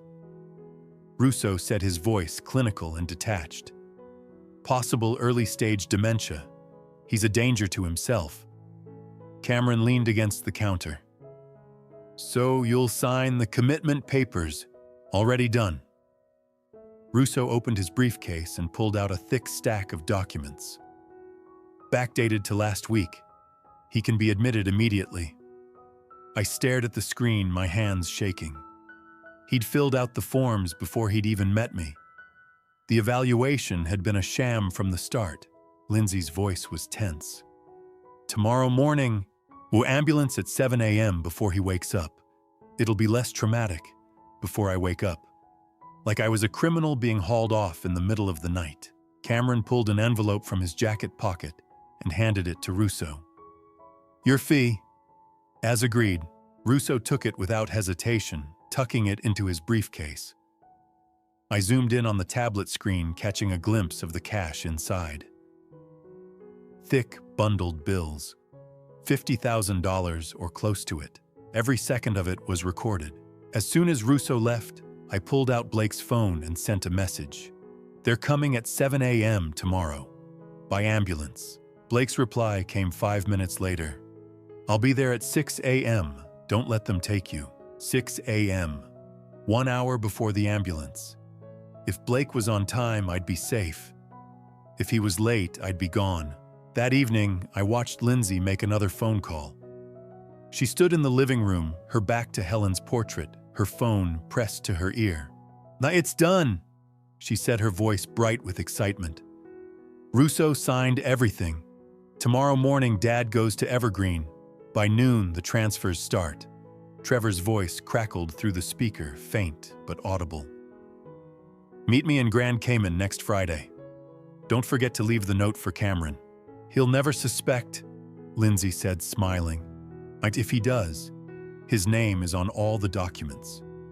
He goes to prison, not us. Lindsay laughed, soft and satisfied, and I felt something in me harden into ice. That night, I didn't sleep. I sat in the attic reviewing every second of footage I'd captured. Russo's fake evaluation, the bribe, Lindsay's phone call with Trevor. I copied everything to 3 USB drives. One I hid in the paint supply box. One I tucked into the inner pocket of my jacket. and the third I slipped into an envelope and carried to Catherine Hayes's house at 2 in the morning. She answered the door in her bathrobe, her face pale with worry. "Walter, keep this safe," I whispered, pressing the envelope into her hands. "If anything happens to me, give it to Blake." She nodded, her grip firm. "I will." By the time I returned to the attic, it was nearly 5 a.m. Blake would arrive in an hour. The ambulance in 2. I just had to hold on. At 5:30 a.m., I heard a car pull up outside. Then another. I looked out the window and felt my stomach drop. 2 vehicles sat in the driveway. One was a white van with the words "Private Medical Transport" stenciled on the side. The other was a black sedan, windows tinted. They were early, an hour and a half early, and Blake wasn't here yet. Then I heard it, the sharp, unmistakable sound of breaking glass downstairs. The ambulance was supposed to arrive at 7 o'clock in the morning. But when I glanced at the clock on my tablet, 5:45 a.m., I heard the wail of a siren pulling up in front of my house. They had moved the schedule forward. I sat frozen in the attic for a heartbeat, my pulse hammering in my ears. Below me, I heard the creak of the front door, opening, footsteps on hardwood, low, urgent voices. Cameron's voice. "Let's move fast. Get him before he wakes up." Lindsay's reply was soft, chillingly calm. "He's upstairs sleeping. We have time." I looked down at the tablet in my lap. The screen still showed the paused frame from last night's recording, Lindsay kissing Trevor Mason, the man she'd been plotting with all along. My finger hovered over the play button. Then I heard it, the heavy tread of boots on the stairs. They were coming for me. I grabbed the tablet, shoved it under my arm, and stood. My knees protested. I was 67 years old, not a young man anymore, but adrenaline sharpened everything. I stepped quietly to the attic door, cracked it open an inch, and peered down the hallway. 2 men in medical uniforms were at the top of the stairs. One carried a folded stretcher. The other held a clipboard and a syringe. Behind them stood Cameron, his face tight with impatience, and Lindsay, her expression blank and cold. "He's in the bedroom," Cameron said, gesturing. "Get him sedated and on the stretcher. We'll sign the paperwork downstairs." Lindsay added, her voice like ice. "Make it quick.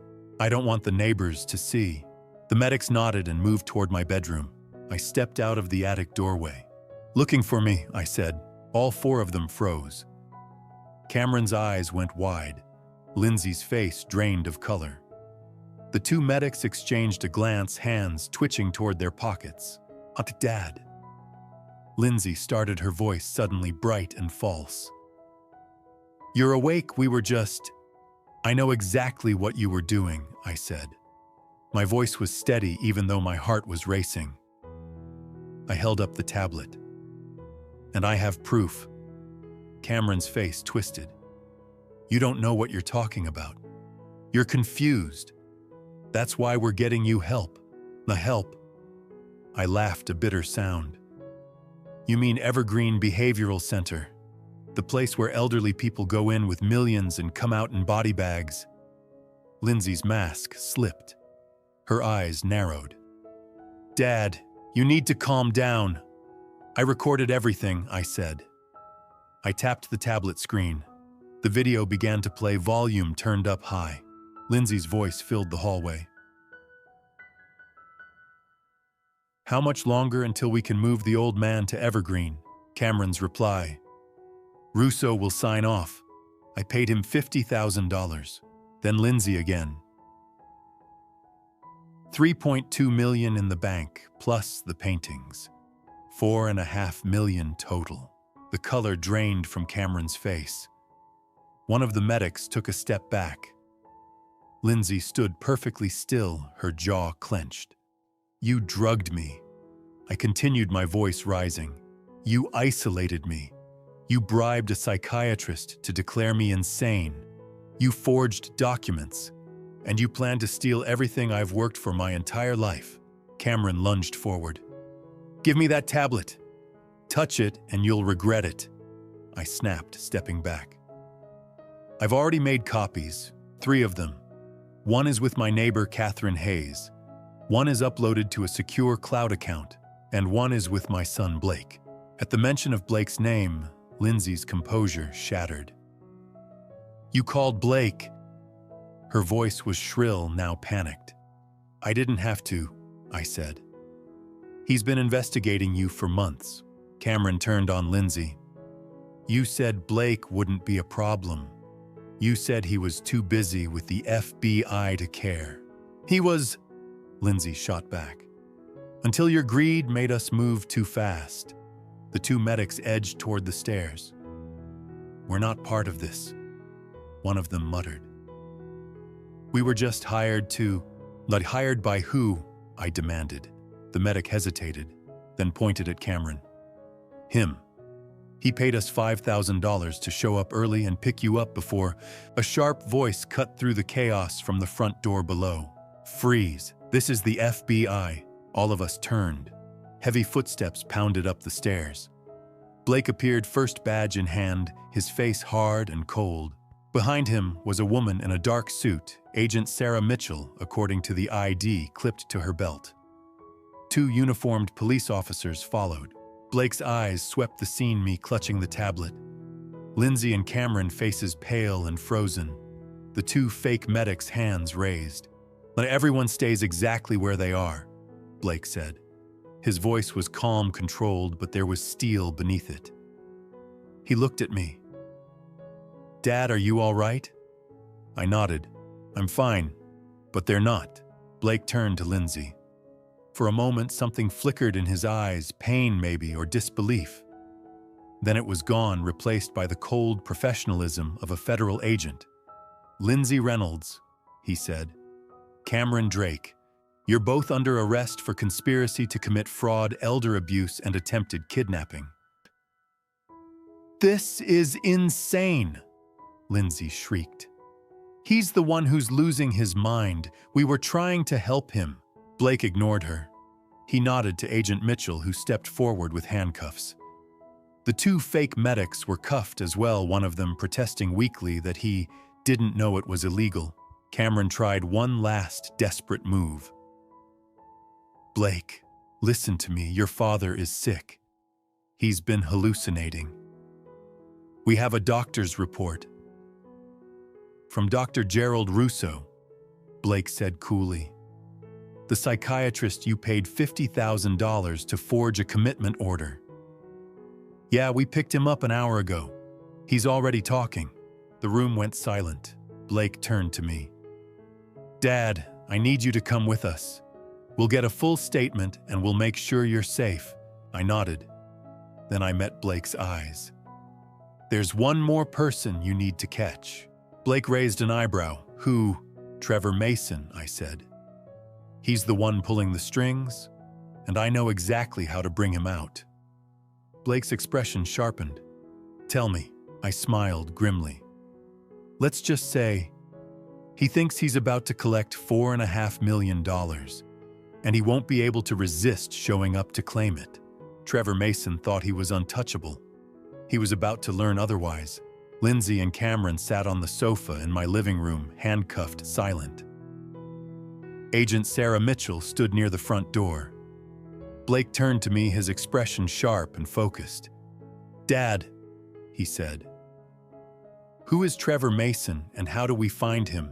I held up Lindsay's phone, the one I'd quietly taken from the hallway table during the confrontation. Trevor Mason is the real mastermind.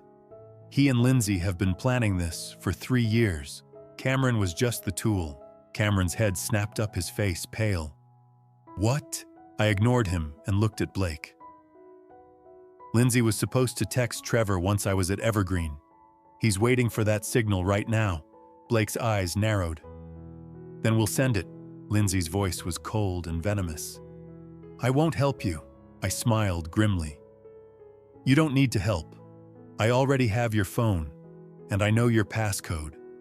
I watched you type it in 12 times. Her face went white. Cameron leaned forward, his voice bitter and cracking. I'll help. Let Trevor rot in prison for what he's done. Blake nodded. What do you know? He's staying at the Riverside Hotel, Cameron said. Room 412. He's been there for the past week, waiting for Lindsay's signal. Blake turned to Sarah. Call local PD. Wait, I interrupted. I have a better idea. Blake raised an eyebrow. What? I held up Lindsay's phone. We send him the text he's expecting. We tell him it's done, that I'm at Evergreen, and we invite him here to celebrate. Sarah frowned. That's entrapment. It's an invitation, I said. He's free to decline. Blake hesitated for a moment, then nodded.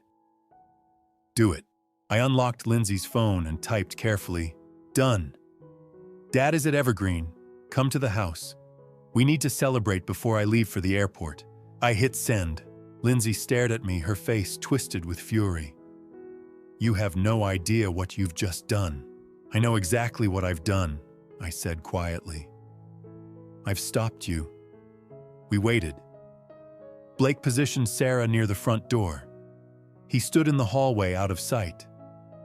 I stayed in the living room watching Lindsay and Cameron. Neither of them spoke. 28 minutes later, the sound of tires crunching on gravel broke the silence. A sleek black sedan pulled into the driveway. The front door opened. Trevor Mason walked in, a bottle of champagne in one hand and a wide, triumphant smile on his face. Lindsay, he called out. We did it. Where's the old man? He stopped mid-stride when he saw me standing in the living room. His smile faltered. Then he saw Lindsay and Cameron handcuffed on the sofa. His eyes widened. What the? Blake stepped out from the hallway, badge raised. Trevor Mason, FBI. You're under arrest. Trevor spun toward the door. Sarah was already there, blocking his path. He lunged left.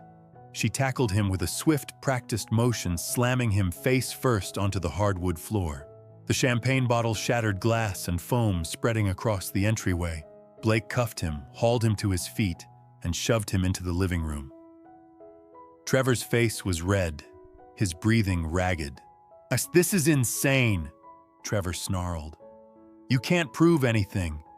Actually, I said, stepping forward, I can. I held up my tablet and pressed play. The recording was from 3 nights earlier, a phone call between Lindsay and Trevor that I'd captured through the camera hidden in Helen's portrait. Their voices filled the room. Lindsay. What about Cameron, Trevor? Cameron's the fall guy. Once the money's transferred, he's a loose end. Lindsay. What do you mean, Trevor?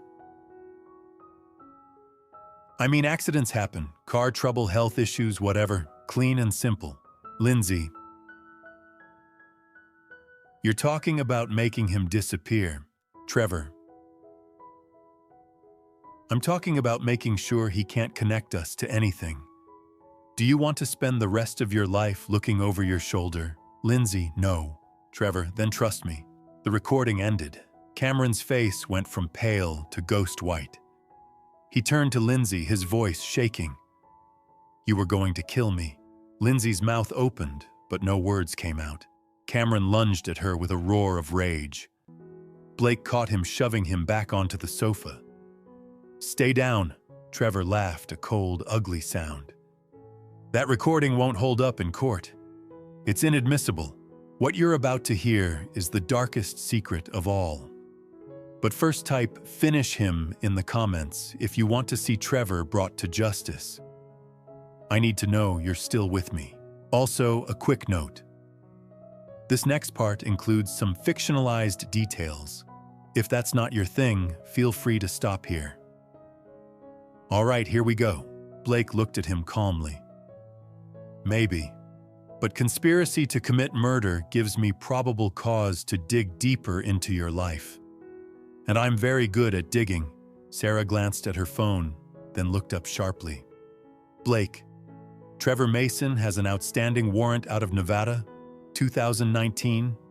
Elderly fraud, same pattern. Blake's expression hardened. How similar. 72-year-old widow, $4 million. She was committed to a mental health facility. Sarah paused. She died there 6 months later. Everyone in the room turned to stare at Trevor. I stepped closer to him. "So you've done this before." Trevor met my eyes, his smile cold and reptilian. "Allegations. Never proven."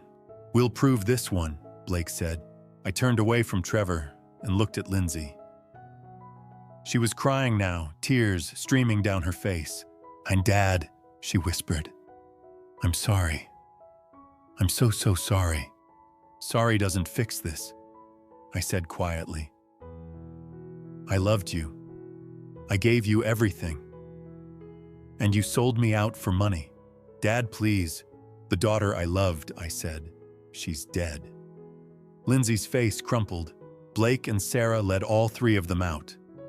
Trevor in one police car, Lindsay in another, Cameron in a third. I watched from the doorway as the red and blue lights faded down the street. A soft voice spoke behind me. "Walter, are you all right?" I turned. Catherine Hayes stood at the edge of my driveway, her face lined with concern. "I'm all right now, Catherine," I said. "Thank you." She nodded and squeezed my hand. "If you need anything, I know where to find you." She smiled gently and walked back toward her house. I stood alone in the doorway as dawn broke over the horizon. The house was silent, empty. For the first time in months, I could breathe. But as the police cars disappeared around the corner, I realized something. This still wasn't over. There was still Dr. Russo, still Evergreen Behavioral Center, still a system that preyed on the elderly and vulnerable. Justice had been served today, but there was more justice that needed to be done. With Lindsay, Cameron, and Trevor in custody, Blake turned his attention to the real monster, Evergreen Behavioral Center. 3 days after the arrests, a convoy of black SUVs and unmarked sedans rolled up to the sprawling Evergreen facility on the edge of town. FBI agents in tactical vests stormed through the front doors. Badges held high warrants in hand. I wasn't there. Blake had insisted I stay home and rest, but he called me that evening to fill me in. "Dad," he said, his voice tight. "What we found, it's worse than we thought." I sat in my living room, the phone pressed to my ear. "How bad?" "There are 32 patients currently housed at Evergreen. 28 of them are showing signs of severe overmedication. Sedatives, antipsychotics, hallucinogens, all administered without proper consent or medical justification." He paused. "Financial records show $47 million in patient fees collected over the past 5 years. I felt the blood drain from my face. 47 million. Dr. Russo kept meticulous records," Blake continued. "Names, dollar amounts, kickback percentages. He received 15% of every patient's assets as his cut. The rest was funneled through a network of shell companies and offshore accounts." "How many victims are we talking about?" I asked quietly. "At least 50, Blake said. Some died at Evergreen. Some were released after their money ran out, penniless, broken, with nowhere to go." His voice hardened. "Dad, your case blew the whole thing wide open." I closed my eyes. 50 people. 50 families destroyed, just like mine almost was. "Where's Russo now?" I asked. "We picked him up an hour ago." Dr. Gerald Russo sat in an FBI interrogation room. His expensive suit rumpled his face, pale and slick with sweat. Blake and Agent Sarah Mitchell sat across from him, a thick file folder between them. "I want my lawyer," Russo said, his voice tight. Blake leaned back in his chair. "You're going to need a good one.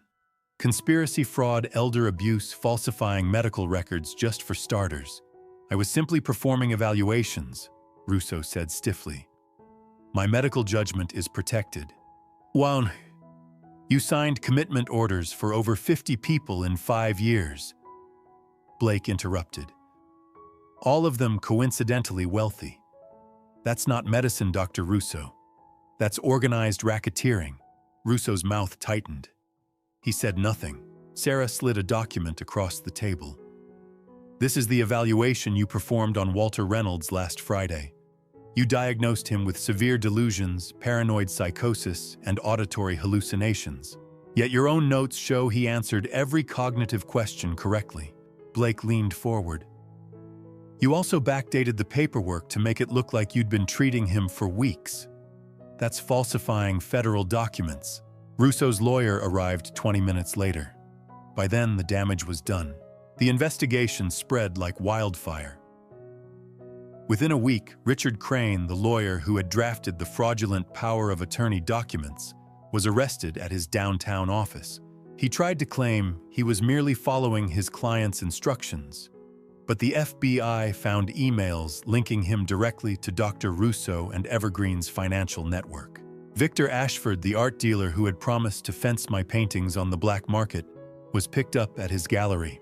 A search warrant uncovered a ledger documenting decades of stolen and fraudulently obtained artwork. He'd been Cameron's contact and Trevor's before that. The scope of the conspiracy was staggering. 6 people arrested, 50 victims identified, $47 million stolen. And at the center of it all, Evergreen Behavioral Center, a facade of compassion, hiding a machine designed to strip the elderly of their dignity, their autonomy, and their life savings. Blake asked me to give a full deposition to the FBI. I spent 2 days in a federal building recounting every detail: the cameras, the drugs, the isolation, the forged documents, the recordings I'd captured. I handed over every video file, every audio clip, every scrap of evidence I'd gathered from my attic studio. This is the most comprehensive victim testimony I've ever seen, Blake told me. It's going to be the backbone of the prosecution, but I wasn't the only one willing to testify.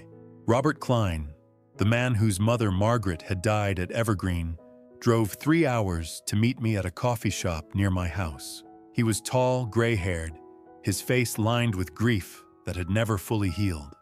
"Mr. Reynolds," he said, gripping my hand firmly.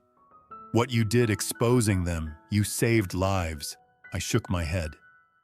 "I wish I could have saved your mother." Robert's eyes glistened. "You got justice for her. That means more than you know." Margaret Lawson, the 71-year-old survivor I'd found during my research, also agreed to testify. I met her at a community center, where she now lived, a frail woman with fierce eyes and a walker. "I'll testify," she said, her voice steady despite the tremor in her hands. "Even if I have to do it from a wheelchair. They took everything from me, but they didn't take my voice." I reached across the table and squeezed her hand. "Thank you." The federal case moved swiftly. The evidence was overwhelming.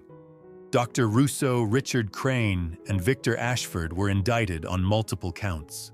Trevor Mason's prior Nevada warrant was upgraded to federal charges. Cameron and Lindsay faced conspiracy, fraud, elder abuse, and attempted kidnapping. Blake kept me updated every step of the way. "The U.S. attorney is pushing for maximum sentences," he told me. "They want to send a message that elder abuse won't be tolerated." I nodded. "Good." Evergreen Behavioral Center was shut down.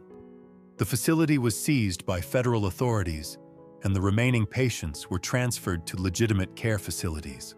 A victims fund was established to try to recover some of the stolen assets, though I knew most of the money was gone forever. But the truth was out. The system that had preyed on the vulnerable had been dismantled, and the people responsible were going to pay. 3 months later, I stood outside the federal courthouse in a crisp autumn morning, the air cool and sharp. Blake walked beside me, his hand on my shoulder. "You ready for this?" he asked. I looked up at the imposing granite building, the American flag snapping in the wind above it. "Yes," I said. "It's time." Inside, the courtroom was packed. Robert Klein sat in the front row. Margaret Lawson was there in her wheelchair, flanked by her lawyer. Reporters lined the back wall, notebooks in hand. And at the defense table, flanked by federal marshals, sat Lindsay Cameron, Trevor, Dr. Russo, Richard Crane, and Victor Ashford. Today was sentencing day. It was time to face Lindsay one last time. Federal courtroom. Judge Patricia Coleman presiding. The moment I both dreaded and longed for. The courtroom was packed. I sat in the front row beside Blake, his hand resting on my shoulder. Catherine Hayes sat to my left, her face calm and composed. Behind us, Robert Klein, Margaret Lawson in her wheelchair, and dozens of other victims and their families, people whose lives had been shattered by the conspiracy we'd exposed. At the defense table sat all 6 defendants: Lindsay Cameron, Trevor Mason, Dr. Gerald Russo, Richard Crane, and Victor Ashford. Each had pled guilty.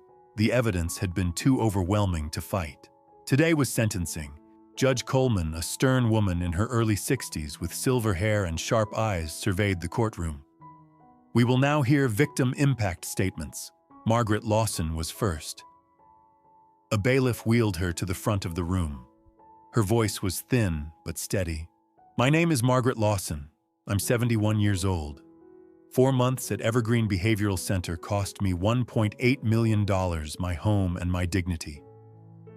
Her hands trembled on the armrests of her wheelchair. I still have nightmares. I wake up thinking I'm back there drugged and helpless. These people are predators. They deserve no mercy. She was wheeled back. The courtroom was silent. Robert Klein stood next. His voice was thick with grief. My mother died at Evergreen. She died confused, broken, thinking she'd lost her mind. But her mind wasn't lost. It was stolen. He looked directly at Dr. Russo. Mr. Reynolds fought back. My mother couldn't. So I'm asking this court to remember her, and all the others who didn't survive. Catherine Hayes spoke third. She stood tall, her voice clear. I watched my sister die in a facility just like Evergreen. Elder abuse happens in darkness, behind locked doors, in places we're told are for their own good. She paused. But abuse is not a private family matter. It's a crime, and it must be punished. Then it was my turn. I stood slowly, my legs unsteady. I walked to the podium and looked directly at Lindsay. She wouldn't meet my eyes. Your Honor, I began. My name is Walter Reynolds. I'm 67 years old, not ancient, not senile, not incompetent. Just 67. I took a breath. I spent 42 years restoring damaged paintings. I thought I could fix anything, repair what was broken, bring beauty back from ruin. But I've learned something: you can't restore someone who doesn't want to be saved. I looked at Lindsay again. She was staring at the table, her face pale. My daughter orchestrated a conspiracy to poison me, manipulate my mind, steal my life savings, and imprison me in a mental health facility. She used my love as a weapon. She drugged me. She isolated me. She forged documents to have me declared insane. My voice hardened. But this case isn't just about me. It's about Margaret. It's about Robert's mother. It's about 50 other victims whose names we'll never forget. It's about a system that preys on the elderly, that treats us as easy targets, as inconveniences, as wallets to be emptied. I straightened. I'm here to say we are not easy prey. We are strong. We are capable. And we will fight back. I looked at Judge Coleman. I ask this court to send a message: elder abuse will not be tolerated. Not in families, not in institutions, not anywhere. I returned to my seat. Blake squeezed my hand. Judge Coleman leaned forward, her expression grave. I have presided over many cases in my career. Few have disgusted me as much as this one. Her voice was cold and sharp. The systematic exploitation of elderly citizens, the corruption of medical and legal professionals, the betrayal of family trust. This case represents everything that is wrong with unchecked greed. She opened a file. Dr. Gerald Russo, you violated your oath as a physician. You turned your practice into a criminal enterprise. I sentence you to 18 years in federal prison and permanent revocation of your medical license. Russo's face went white. Richard Crane, you used your legal expertise to forge documents and facilitate fraud. 12 years in federal prison. You are hereby disbarred." Crane looked down. "Victor Ashford, 10 years for conspiracy and trafficking stolen property." Cameron Drake, you participated in a plot to drug, isolate, and defraud your own father-in-law. 15 years in federal prison for elder abuse, fraud, and conspiracy. Cameron closed his eyes. Trevor Mason, you have a history of preying on the vulnerable. You conspired to defraud Mr. Reynolds and plotted to murder Cameron Drake. 22 years in federal prison. Trevor's jaw tightened. Judge Coleman paused. Then she looked at Lindsay. "Lindsay Reynolds, you were the architect of this conspiracy. You betrayed your own father, the man who raised you, loved you, trusted you. You showed no remorse. You weaponized his grief over your late mother. You planned to have him drugged, imprisoned, and stripped of everything he had worked for his entire life." Lindsay's shoulders shook. "I sentence you to 24 years in federal prison." Lindsay's head snapped up. No, please!" Additionally, Judge Coleman continued, "All assets connected to this conspiracy are hereby seized and will be liquidated to provide restitution to the victims. Evergreen Behavioral Center is permanently closed. Its assets will be sold and distributed accordingly." The gavel fell. Lindsay turned to me, tears streaming down her face. Dad, I'm sorry. Please." I looked away. The marshals stepped forward, cuffing each defendant. One by one, they were led out of the courtroom. Lindsay was last. She stopped at the door, looking back over her shoulder. "Dad, please, say something."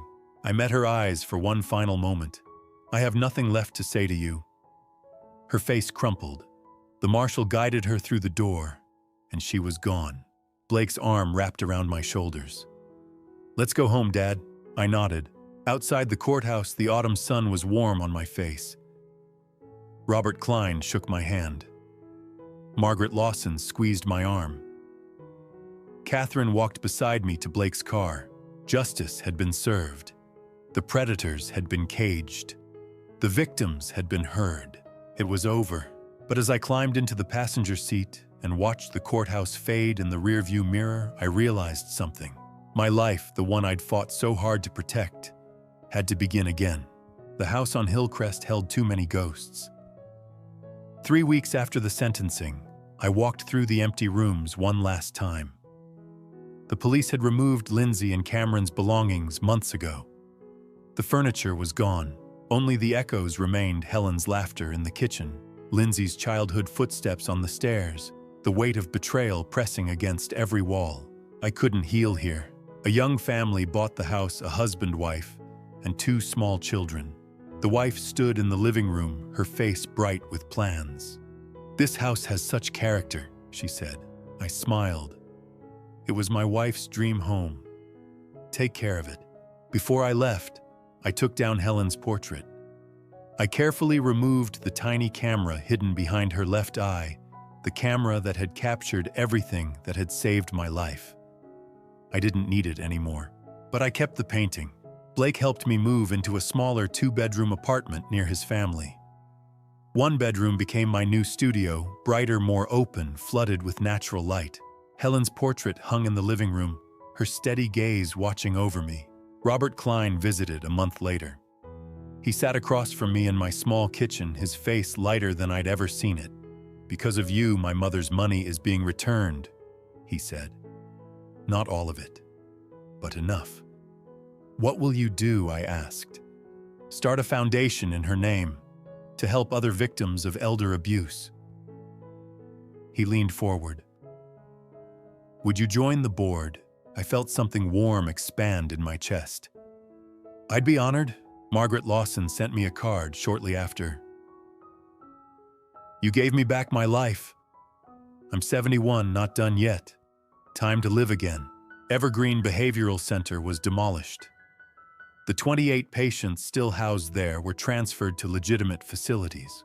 Many of them, freed from the toxic drugs, regained their mental clarity within weeks. The property was sold, and the proceeds went into a victim restitution fund. I found new purpose. I began volunteering at the community center, teaching art restoration to seniors. I offered free restoration work to low-income families and abuse survivors. I became an advocate, a guest speaker at town halls and senior centers. "You're never too old to fight back," I told audiences, and I meant it. I spent more time with Blake's children. My granddaughter Emma, 9 years old, sat beside me in my studio one afternoon, watching me work on a damaged landscape. "Grandpa, why do you fix old paintings?" she asked. I set down my brush and looked at her. "Because broken things can become beautiful again. If you're patient. If you truly care." She nodded solemnly. "Like people?" "Yes," I said softly. "Like people." 1 year after the trial, December 2025, a postcard arrived. I was in my studio when Blake dropped off the mail. The postcard was plain institutional. The return address read, Federal Correctional Institution, Danbury. From Lindsay. I stared at it for a long time before I read it. "Dad, I know you probably won't read this, but I need to say it anyway. I'm sorry. I was wrong. I was greedy, selfish, and cruel. Prison gives me a lot of time to think about what I destroyed. I don't expect forgiveness. I don't deserve it. But I want you to know I remember everything you taught me. About second chances. About restoring broken things. I'm trying to fix myself. It might take 24 years. It might take a lifetime. But I'm trying. I love you. I always loved you. I just forgot how to show it." Lindsay. I read it 3 times. Part of me wanted to throw it away. Burn it. Forget she had ever existed. But another part, the part that had raised her, painted with her, loved her, felt something. Not forgiveness. Not yet. Maybe never. But acknowledgement. She was trying. Maybe that was enough for now. I didn't reply. But I kept the postcard. I placed it in a small wooden box, along with a few childhood photos of Lindsay and some old drawings she'd made as a girl. I'm not ready to forgive, I thought. But I'm also not ready to completely let go. Someday, maybe. Or maybe not. And that's okay. I thought about the past year. I had testified in 3 other elder abuse cases. The foundation Robert and I started had helped 15 families. Margaret and I met for coffee every week. I had restored 23 paintings this year, all for people who couldn't afford to pay. My relationship with Blake was stronger than ever. My grandchildren loved me. I had purpose again. Blake arrived that evening with Emma and her younger brother. Grandpa, Emma called running into the studio. "I wrote an essay about you at school." I smiled. "About me?" "What did you write?" "About how brave you are." "My teacher said courage isn't not being afraid. It's being afraid, but doing the right thing anyway." Tears stung my eyes. "Your teacher is very wise." Blake rested a hand on my shoulder. "You okay, Dad?" I nodded. "I'm more than okay. For the first time in 2 years, I'm truly happy." Later that night, after Blake and the children left, I stood alone in my studio. Sunlight poured through the window. Helen's portrait gazed down at me, serene and watchful. I picked up my brush and whispered, "We made it through, my love. We're home." I turned back to the easel and continued painting. I'm 68 years old now. Not ancient, not elderly, not an old man, just 68. And I've learned broken things can heal. Damaged art can be restored. Trust can be rebuilt, maybe not with the old people, but with new ones. Time moves on, so do I. If you've stayed with me until now, I want to leave you with this. My family story taught me that blood doesn't always mean loyalty. Sometimes the people closest to you can become strangers. But that doesn't mean you stop fighting. It doesn't mean you give up. I'm 68 years old. I survived because I refused to be a victim. But I also learned something harder. Dad, revenge isn't about anger, it's about justice. It's about standing up when the world expects you to sit down. My dad, revenge wasn't bitter. It was necessary. It was protecting not just myself, but 50 other families who couldn't fight back. Looking back on this family story, I see now, I should have asked for help sooner. I should have trusted Blake earlier. I should have spoken up the moment I felt something was wrong. Don't be like me. Don't wait until you're cornered. Don't let pride or shame keep you silent. God gave me the strength to survive when I thought I had none left. He put Catherine, Robert, Margaret, and Blake in my path when I needed them most. I believe broken things can heal, not because they're perfect again, but because they're still standing. To anyone listening who feels trapped, forgotten, or invisible, you are not too old, too weak, or too broken to fight back. Your voice matters. Your life matters. This family story, My Dad Revenge, isn't just mine. It belongs to every person who has ever been underestimated. If this moved you, please share it. Leave a comment about your own experience or someone you know. Subscribe so more people can hear these stories.